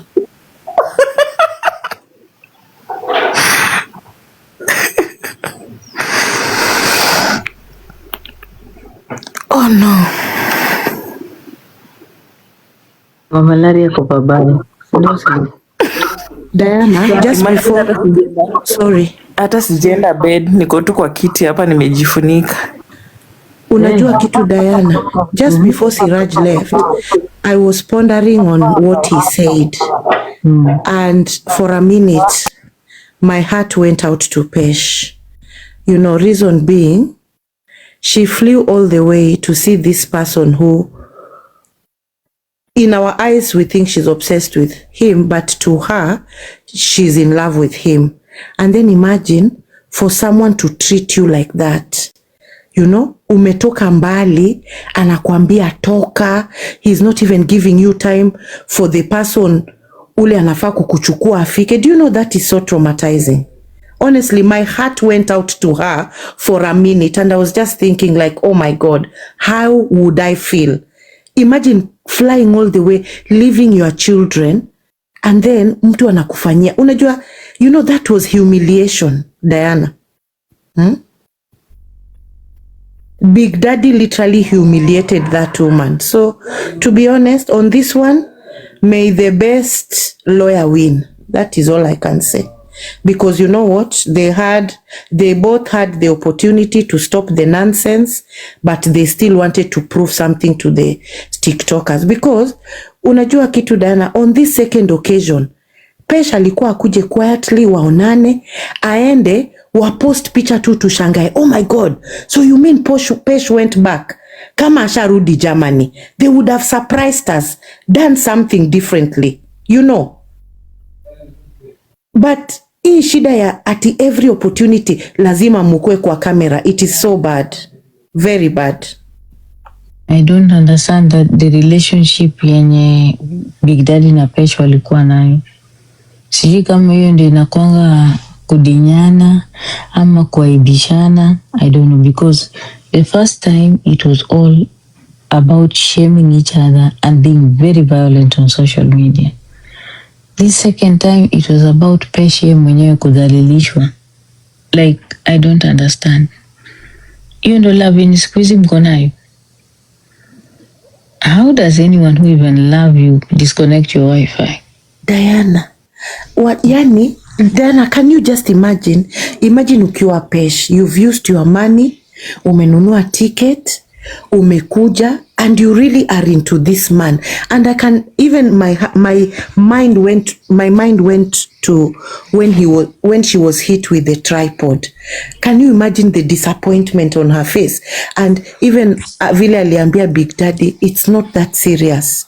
You know, she must have been so disappointed, like, okay, like, yani, you can actually, I don't know. But again, ile smothering, that was a red flag. I don't know. But also, I don't know why I kind of believe that smothering story. Me, I believe it. Me, I believe it 100% because you cannot, hata kama utadanganya kitu, why smothering? Si ungesema tu alijaribu kuninyonga nikitoka bafu, but the way she explained it and every single platform she went to, she said the same thing without mincing her words. I believe that story. He did, yeah. That's why Big Daddy anafaa kuwa careful because the charges might be upgraded to felony. To be honest, I think he's going to be a lesson to other people on social media. And Big Daddy of late has been too boisterous, very abusive, verbally especially. Unajua Bigdaddy, you know, maneno yake tu ni mkundu, you know. I'm sorry, but now he's so mellow, you know. And unajua again, Diana Rose, unajua ukikatazwa kitu na ukatae, that, you know, both of them are adults, and at this point they both have to take responsibility for their actions, because clearly they should have seen that they are not good for each other. Munatusiana. Imagine poor Pesh even swearing with her children's lives. She must be. Bigdaddy, I swear God upon my children's life. Where? May my children die. And then when they die, utasema wamerogwa. And unaona, let me tell you something. You see, you know our words are spells, Diana. Si unajua? Of course. That thing alisema, hiyo ni, she built an altar already with her mouth. So, Aki Pesh, just go to God. Na familia Pesh wako wapi in all this? Because surely she must have some sisters who are on social media. Are they not giving this lady any advice?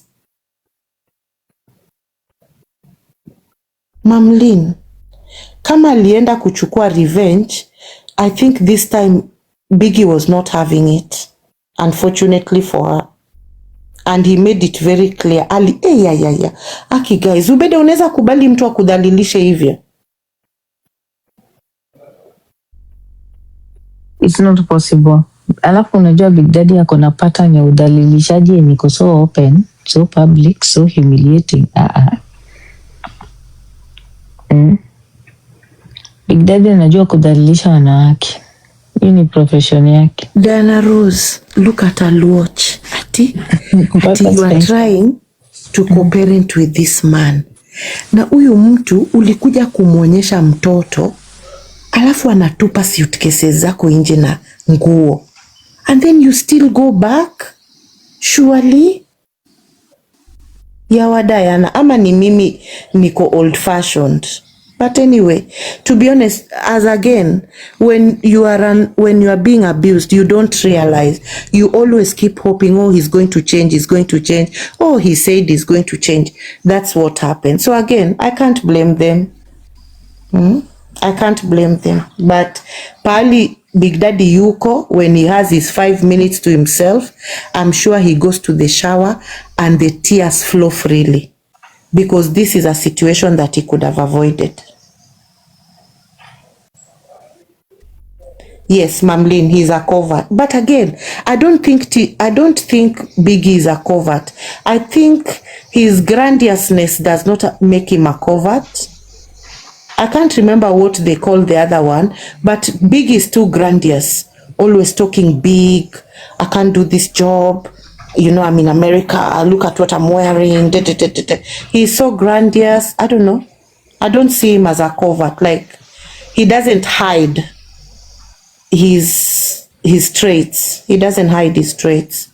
So personally, I wouldn't call him covert, but I know when Biggie gets into his shower, the tears flow freely, because guys, hakuna mtu yoyote anataka shida na mambo na polisi, especially ukiwa kwa hizi mainje za hizi nchi za majuu. Hakuna mtu anataka.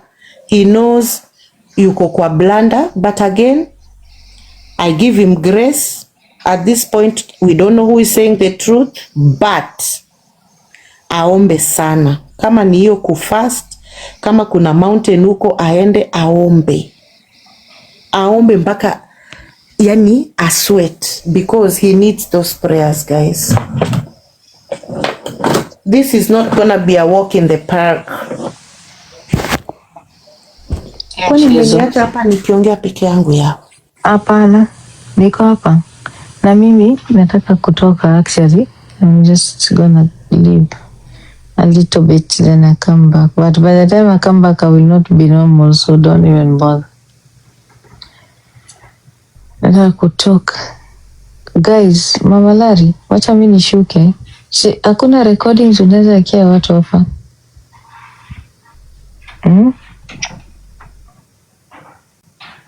Mama Laria yuko hapa. Okay guys, nani Mikebe Zubeida? You okay? Good night. Yana, kabla ushuke nilikuwa nakuuliza. Sema. Au kuona drama ya YTK leo na wasichana wake? Na kuambia hiyo kitu nimesikia tu, nilikuwa kwa Mama Laria nilikuwa naisikilia juu but you know mimi YTK nilishamkata off my life. So whatever happens to her, she can just do it without me. What's the big deal? No, don't cut her off. See, we've had the verbal will already. Don't cut her off. You know, you are always that person who supports the women. So be on standby. Good night. Good night, Eva K. Good night, everybody. Ma'am Larry, thank you so much for the platform. I've really enjoyed myself. We've had a lovely time.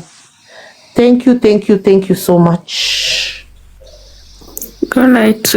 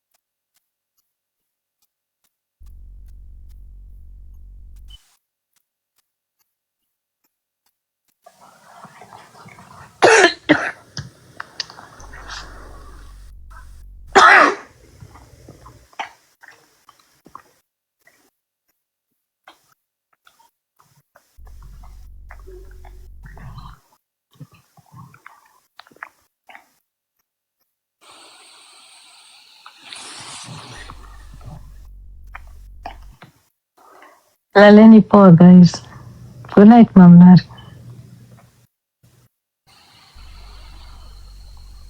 Good night, dear. Singizi manza kunishika.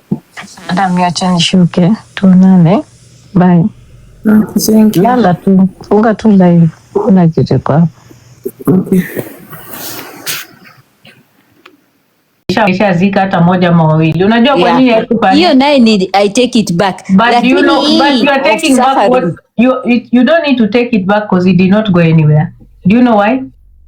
Because you were cursing her, but you still woke up in the morning na hiyo machungu kwa roho yako. When you curse someone, Mikebe, you curse them and then you don't bear the grudge. Jule mwanamke akina kuambia hakuwa ananiachilia and I never did anything bad to that woman. My problem was that I was in Kipara's platform and God forbid, Pesh, wewe, kenye kinaenda kukupata, hii ndio mwanzo. Ujasafa, you will suffer. You will suffer. I pray everything that bad that has ever happened to any woman on this world, it starts with you. And that can only work when you let go. And I let it go. Yeah, so lakini akichapo na Bigdaddy lazima nikuje niseme. Ukiweka, wacha nasema, kindio nasema, ukiweka kitu ndani ya roho yako, let's say for example. Hawezi suffer in Jesus name, anasafa saizi aladi ako America, watoto wako Europe. Hiyo ni suffering enough. Wewe unasema haizi safa. Kuna kusafa ingine kushinda kuliko kuenda kudate mwanaume mwenye udianikanga mwanamke mwenye ananyonga na yeye unapeleka hadi towel za white, unapeleka hadi jazi imeandikwa Adidas na unatandikwa bado. Kuna kusafa ingine inashinda hiyo. Tell me not. So, Dana, hiyo chakula inakaa tamu. Ni tamu. Nimekata tu simu juu nimechoka na kelele yako, unanipigia kelele nikate simu. Ni sawa tu. Nani ameoda daddy? Nyo. Hata niende kukula mob. Hapana, hebu tumalize hiyo. Uwezi kuwa umelipa hiyo food yote alafu tutupe. But I can't eat all this food. Takato. Uwezi baadaye tukule. Nimeshamaliza kitani. Guy. Omuhana my big sis. Hii pombe si ni tamu. Ni gani hiyo? Berries. Yeah, the chocolate made with real Belgian chocolate. Oh, Belgium. Hiyo ni imechanganyishwa na uchawi ya mama kuku. Product of Ireland. But lady, wacha nikuambie, Ireland is so beautiful country. Oh, you should visit Ireland. Hata tunafaa kumit Ireland. Hiyo ni after November. After November. By the day, si to plan siku moja to meet Europe. You kuja America wewe. You've never been here. America najaribu nikuje next year. 5 days. You need to come here. Come here. That at least mimi sitakuweka kwa nyumba. Juu najua niko kwa shelter. So tutaenda na kupeleka places. Please come. Nitapanga. Ukikuja hizo 5 days tutatembea states 5. June next year lazima niende 1 month Thailand. This year na last year sijaenda Thailand. Hiyo ni makosa kubwa sana. Hiyo ni makosa. Kwani unarudia kwenda pale ushaenda? Mi kutoka nijue Thailand sijai kosa kwenda. Nimeenda 5 times. Mimi I travel with books. The books that I read take me to all the countries I want to go to. For now. Lakini Ireland is so beautiful. Do you know Ireland wako na mbuzi nyingi kuliko wakazi. It's so beautiful and the people are so kind and the people are so nice. Yeah. Ati nani anauliza Thailand iko nini uko? Chakula, the beaches, the people. I've seen the most beautiful thing. I've seen a most beautiful thing on TikTok today. There's a lady, a friend of mine, and she's in Germany huko kwenu.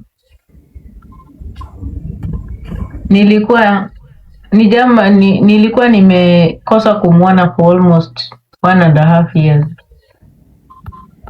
Then today I logged on to TikTok. She's 48, by the way. And then I saw she posted that she had a baby.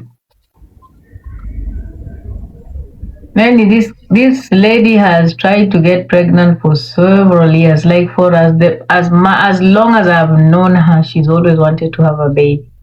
Anaitwa aje? No. I am so happy. Yani nimeona hiyo, nimesikia ni kama raha ndani ya roho. Alikuwa amepost vile alienda hospitali, akapost mtoto. Manze nikasikia ni kama my heart has just warmed up. Like that's a beautiful thing to see on TikTok. Yeah. Yeah. Hata mimi nani alipatanga watoi Jackie Martins. Do you know ule dem aliitwa tasa for a very long time? Oh my God. I was so happy.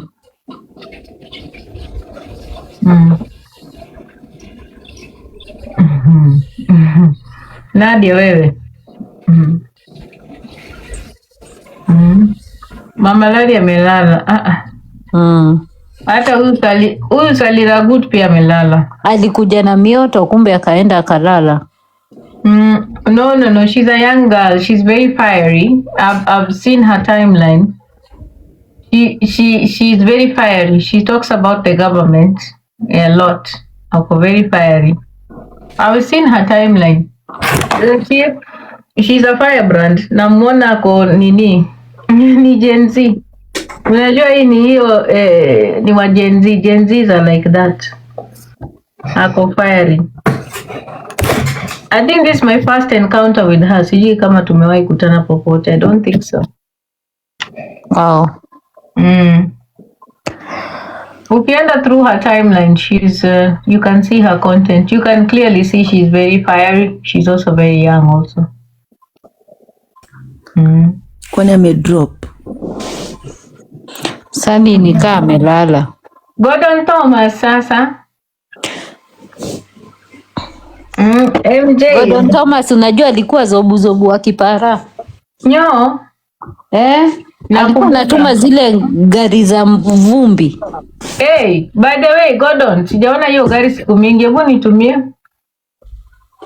Hai. Nitalala. Leo na at least nitalala.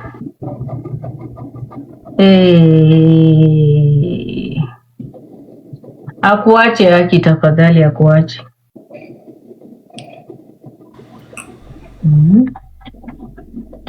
Nini nafanyika huko nje? Hawa kuna nini? Mikebe umetembea huko nje, kuna nini? Chai gani huko?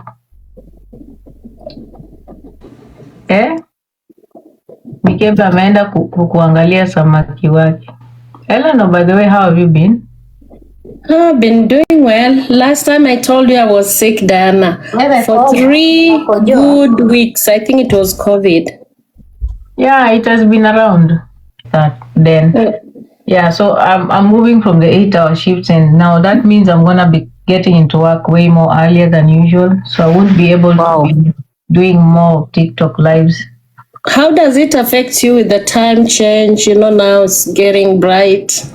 You know, it's getting dark very late. Hebu kuja wajust umenibamba na hiyo maneno ya Bible. Mimi ameongea hizo nikachoka. It was a lot. Mimi zimenibamba. Hizo za nini? Amenijustify. Amenionyesha mimi ninafaa kujifaitia. You wanted to hear that. But I wanted to hear that. Just God bless you. Yeah. Mikebe, I'm very sorry for what you went through. Yeah, I know it's not No, okay. Mikebe might think that I'm not seeing what she went through. I am. But I'm also trying to protect her so that she does not let it consume her. Let me tell you something, Mikebe. I'm very sorry for what you went through. But I want to read for you this. And these are words from Nelson Mandela, what he went through the prison. And kindly just take it. That fraud. That man that Nelson Mandela alikuwa mbaya. From South Africans lying that he gave them freedom. Let me now speak like a South African. Okay, okay. Nelson Mandela is a lily. He led to South Africans. He led to them. He was a freedom fighter. Nelson Mandela was not a freedom fighter. He was not. For the Boers. He did not free us from the Boers. He did not. But let me read what he said. Maybe it will help you, Mikebe, in one way. So he said, as I stand before the door to my freedom, I realize that if I do not leave my pain, anger, and bitterness behind me, I'll still be in prison. How many of us imprison ourselves inside the walls of anger and bitterness? Holding grudges does not make you strong, it makes you bitter. Forgiveness does not make you weak, it sets you free. Don't imprison yourself. Hata Diana amesema ni if it doesn't go well with you, I'm sorry. Like I say clock it, which means I am endorsing that message. And you see, that's lakini hiyo message iko poa pia. Yeah, that is the power that many people don't have.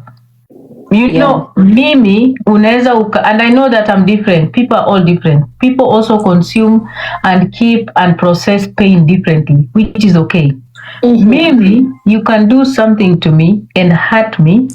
Yes, I can bear it, but then when I remove you from my heart and I end everything with you, you're gone, and I treat you like a dead person.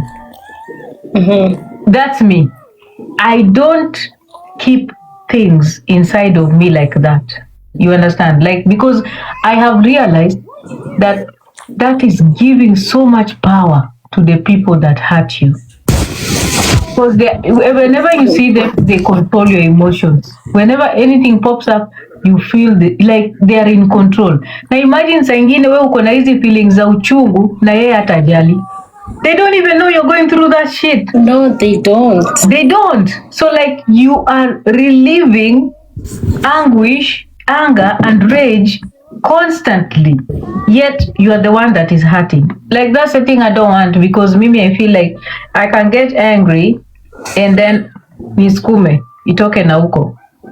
No, mimi hata naweza kuchamba mtu hapa kwa TikTok and then I go to sleep. I'm very okay. Tomorrow morning I wake up, I'm good. I don't like want to let someone consume me or my emotions or be in control of how I feel. I like to be in control.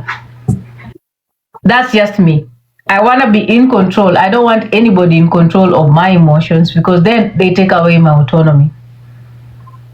That's what I wanted to say. Yeah, it's true. Like people, they handle their emotions. We are all different. We are all different. Yes. And there is subject that you should never go. And I've accepted. Especially if you have not traveled my nini. I remember the news breaking down that my sister had stage 4 cancer. That was the hardest thing that I have. And sitai heal. Hata bwanangu anajuanga. That is the hardest thing. And then someone come anaongea hata huyo sister yake akona stage 4 cancer, alafu anafinya hii button. But you know what, Mikebe? I swear to God na mwish but guess what, Mikebe? Everything na tita inadius niambie ni. You know what, atu nikwambie. Guess what? Despite all that, your sister still beat cancer. Can you imagine that? Aja beat, she's a survivor. Ndio nasema, she survived it. Listen, she survived it. Unasikia? Mwanamke alifinya hii button. So you guys are so you guys are actually in a better place. I mean anything. Juu tasa haiumi, ni juu tu utasa haiumi. You can live with utasa. You see, mimi I wish I was a tasa. Ye ndiye wa kwanza ku break up, niko na diabetes. I wish I was a tasa because nimechoka kununua chakula. I wish I was a tasa. Ni sahi hata mayai 8 zinakunywa asubuhi kabla zijapikwa. I wish I was a tasa. Mi kuniambia ni forgive Pesh, nikaa kuniambia nikate shingo yangu niweke huko kwa Nairobi River. Mi Pesh ninamuwish all the worst that can happen to human. Hata hii mnaona yenye anarukaruka from Germany to US. Wacheni arukaruke. Akufe na huko. Mi say don't care. Girl, ebu mwachie tu Mungu. Let God fight for you. Some villages you live to nini universe. Wacha astafe. Mungu na yeye simwachii Mungu. Mimi DJ anakuelewa. Unajua Nyakorogoti ni sudo ya DJ. Kuna hiyo ilikuwa sudo ya DJ tulimwekelea. Mikebe, you know what? Like kusema wachie Mungu, like I don't mean like forgive. I want you to free your heart. Mungu ako wapi kwa bedroom? Nataka ukamchukue. Hapa dia anatuambia hakuna Mungu na alafu mnatuambia hakuna tuachie. Okay. Wacha tuachie karma. Acha tuachie karma. Ndio hiyo karma inafanya kazi. Karma ikifanya kazi muache karma ifanye kazi. Muache kuinteract karma. Wewe ndio sasa una interrupt kama Mikebe. Wewe umembeba like let kama do it. Free yourself. And wacha karma deal naye but free your heart. Yeah. It will deal with her better. Hadi kwenye uchungu itaisha kwa roho yangu. Sijui ndio utalay the curse of fresh ama. Hata kama ni kulia, just cry but like release your heart girl. Usimbebe, wacha karma imuhit tu na wewe ukiwatch. Wacheni nikwambia, hata kuna kitu niliambianga Kipara. Hiyo naye yenye aliongelea sister yangu niliambia Kipara. Hata Kipara ni witness. Hiyo naye amenihit. I would never let anyone hit me. Ile naye alinihit. Siwezi danganya, ile naye alinihit. Gordon Thomas, nakuelewa. Because me ni ule sister mwenye I give up. Hata siwezi care about my ugonjwa. I care about my family. Oh my God. Ile naye alinihit. And God of vengeance hit ule mwanamke 3 times. Akienda hiyo kotini anasema Bigdaddy ana win. Mikebe, sijajua kwanga. Nenda fungua hiyo kamera. Mimi ninaongea kutoka kwangu. Mimi hata niko karibu kuacha. Unatuacha uende wapi? Ile naye hapana. Hapana, ati nisiende. Ile usiende. Ile Mikebe kumbe wewe ni tafa. Akina vile unapanga msoft. Hiyo hata yenye umetusomea Nelson Mandela sijui nani. Ile naye siwezi sikiza. It's usually like don't take it serious. You just like to free your heart. That's the main thing. Wacheni niwaambie kama kuna mtu ako na roho ngumu. Do you know me? Tukikosana na wewe, wacheni niwaambie one character about me. Tukikosana na wewe, I will keep my distance. I will protect myself, but I don't forgive. Hiyo ndio weakness yangu moja. I don't forgive. Wacha hii yenye tutakuja hapa turudishiane online. Nini? Kuna watu wengi sana wa magazeti wenye tumeitusiana sijui kwenda huko at the same time wanakujanga hapa kwa platform yangu. Hata I think mmoja ni Ukinda ama Truth Hearts.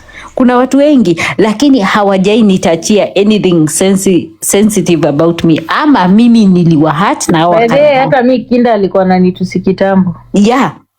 Lakini hawajai fika ile kukutusia familia ama wakaget to that. Ni ile huyu Dana Rose, huyu Mikebe, huyu nanele, hivyo vitu za kawaida. Lakini kuna pahali nafikanga I don't forgive. Do you know mimi na Mwakiwa tuwezi kaa platform moja. Hata alikuwa anapandishwa kwa platform za bipolar, mimi nashuka. That's me. I'm not I don't have that heart. Mimi si yule mtu utanitusi alafu tukae platform moja. Mimi naye naweza kunyamaza kama niko na issue na wewe na uwezi jua. Utakata na mimi kwa platform moja, but the day I will come for you, it will be when you don't expect it. Even when hata kama hujanikosea.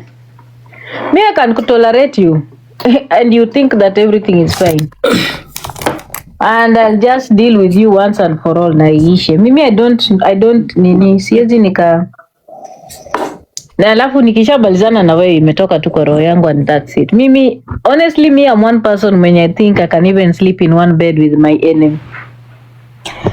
Guys, do you know ile time yenye tulikosana na Kipara alijaribu kuniambia Beauty alifanya, I don't know, alinitumia message 100. I never even replied one of those messages because I was done. Beauty akajaribu kunielezea ilienda hivi ikatadamuka hivi. I never even replied of that. I was done because I never go back. Nikiamua ni kwenda mbele. Mimi usinikose. And I'm a very good friend. If I'm your friend, I'm your friend. And I will do anything for my friends. Hata ile kwenda mbele kukiwa kuna shutiwa hivi, I will do that for my friends. But the Am I your friend, Mikebe? Diana, you are my friend. Please, I need 10 million. Kai jameni, wewe na wewe unaniput into trial. 10 million naweza toa wapi? You said you can do anything. Not including taking a girl bullet. Wacha nikauze kidney. Do it and contact me once. Nani anasema for now? For now, yeah. For now. Umefurahia? Alafu then hebu msikie jina yake. Na kwanza hatujai kumuona hapa. Hata naitwa The Blues. I've never seen you here, my dear. Now we should remove you from this place for now. Yeah, for now. Enda utulize mkundu huko. Utulize huko kona.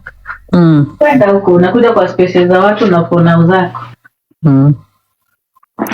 Lakini wacheni watu wakae vile wanataka. Ati for now. Nyanyao. Na hiyo kichwa yako inakaa kama ya paka. Nyanyao. For now. Mashini ni vile nina feel. Anakaa anawajua kuliko venye mnavyojijua.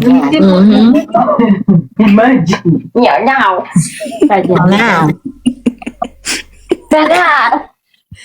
Kichwa yake hiyo binadamu. Kwenda kajigaragaze huko. Mikebe.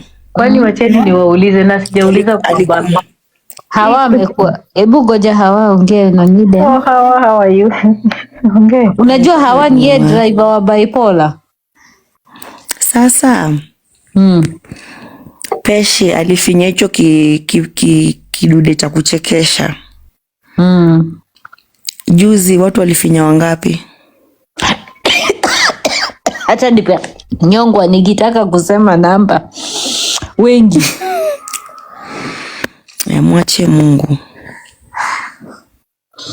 Hawa wewe, Mungu naye mnamwachia kazi nyingi.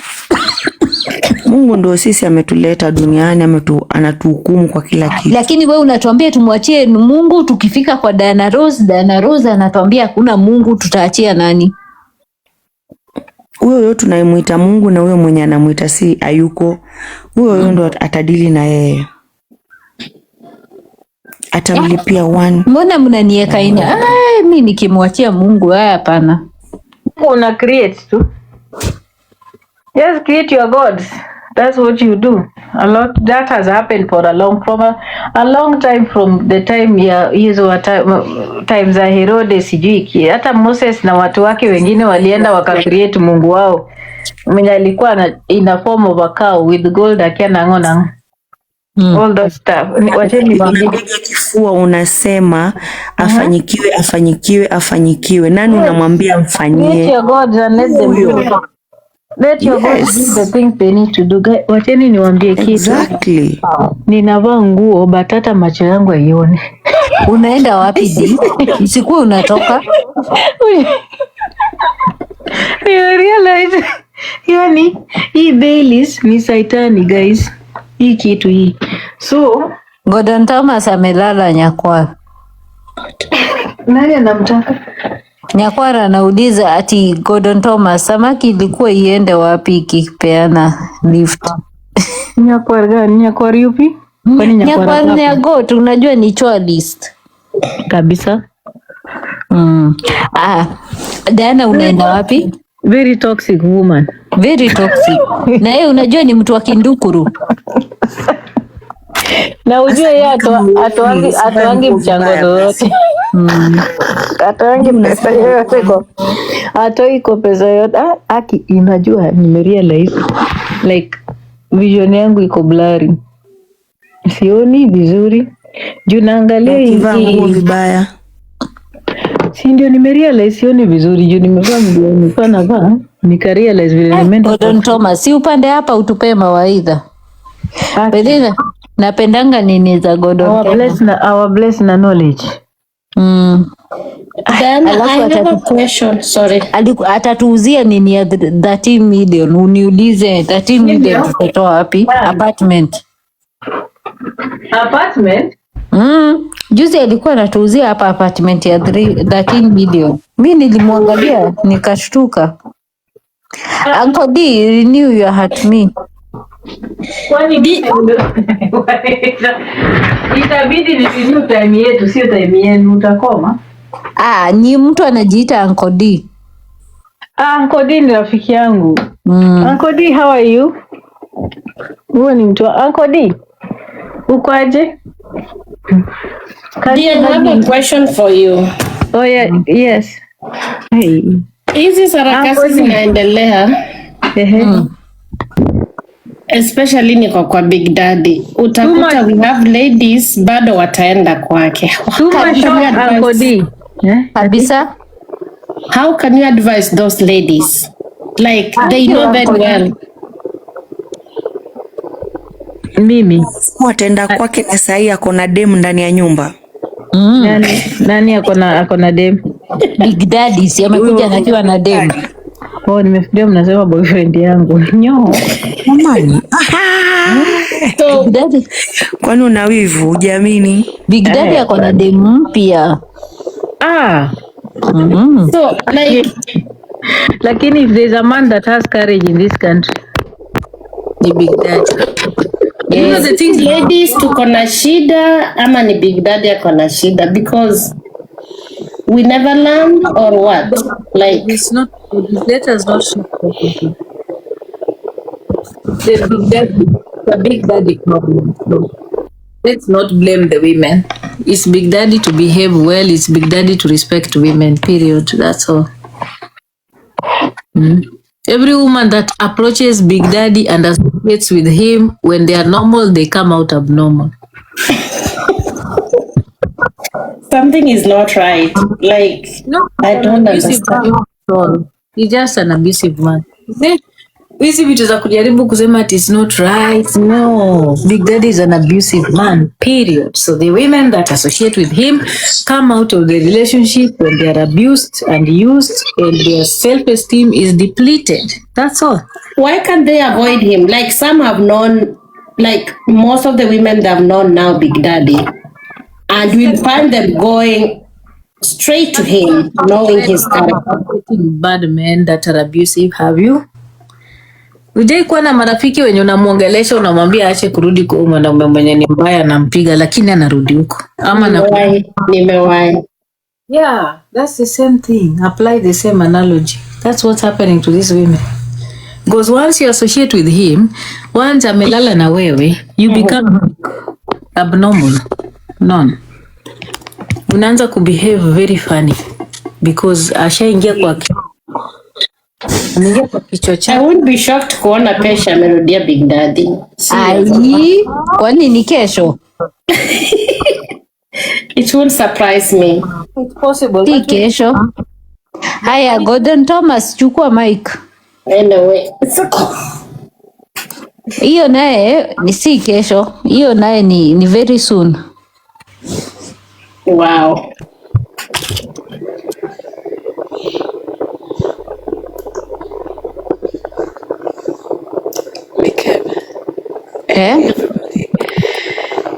Umeniambia nipande. Nikapanda. Haya.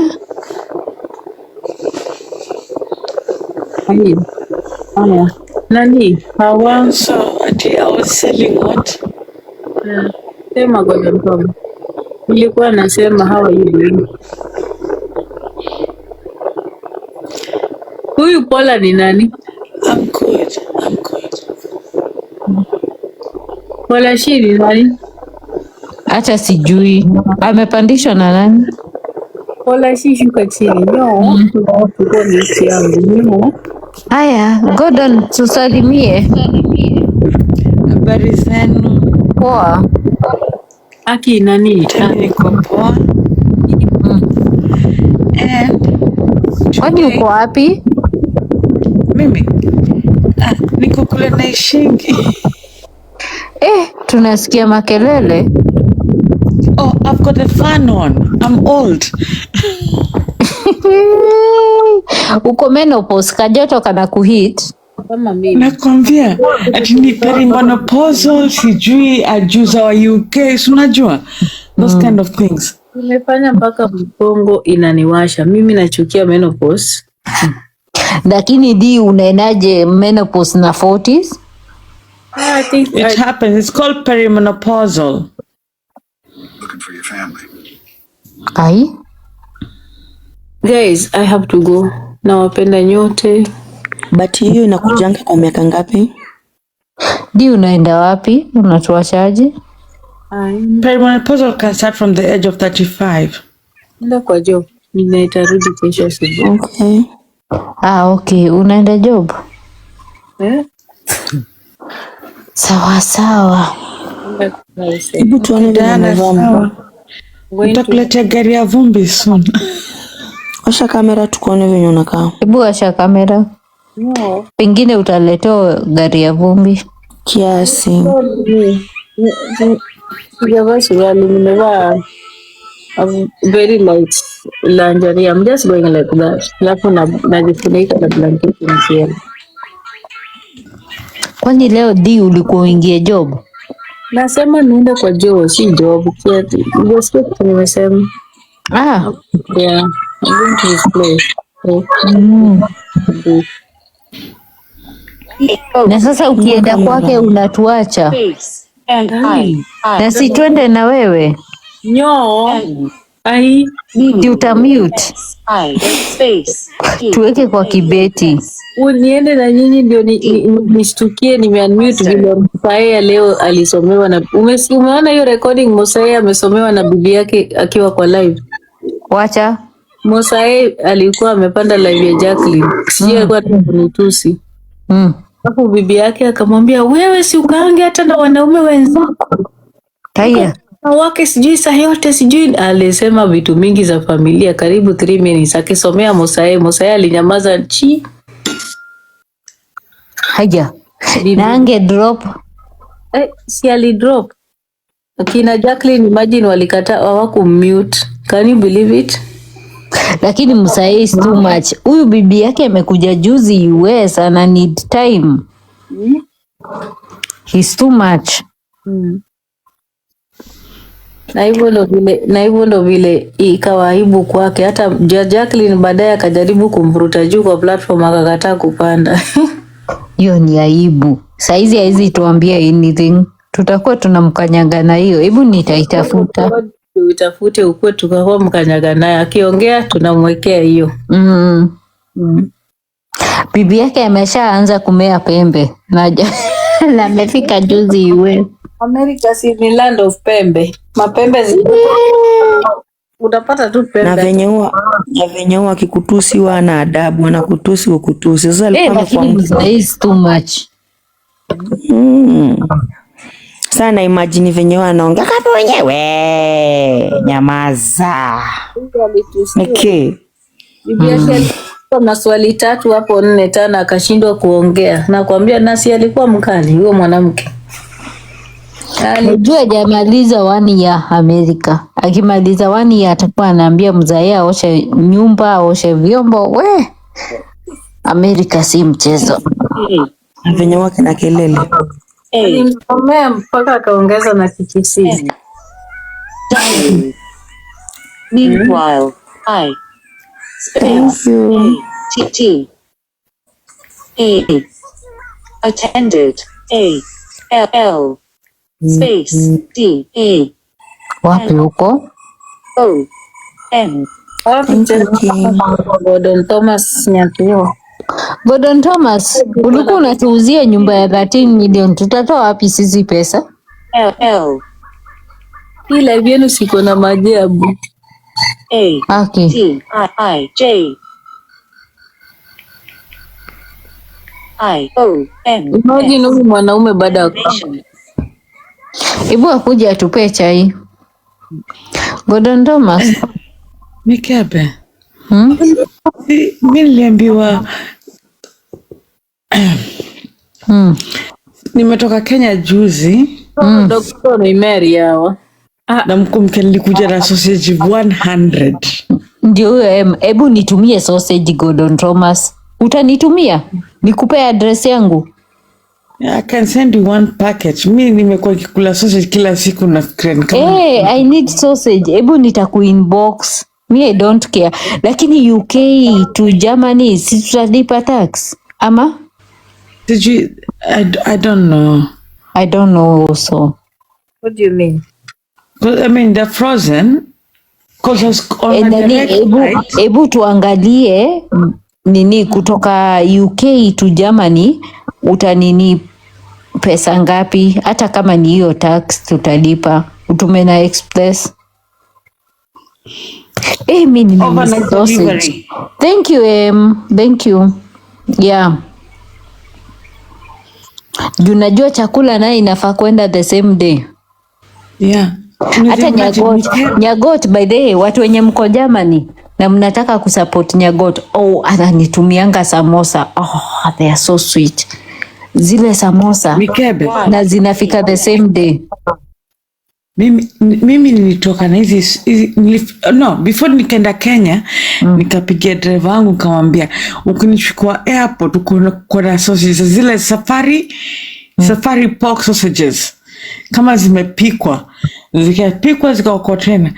Zako zimepikwa? Nairobi to Mombasa. No, hazijapikwa. When I got to Kenya, nilikuwa nakula sausage every 2 minutes. So thank you so much for watching the video to the end. Remember to like, share, comment, and if you have not subscribed, please make sure you subscribe and put on the notification bell so that you know every time I post a new video. So guys, thank you. I'm gonna see you on my next video. Bye.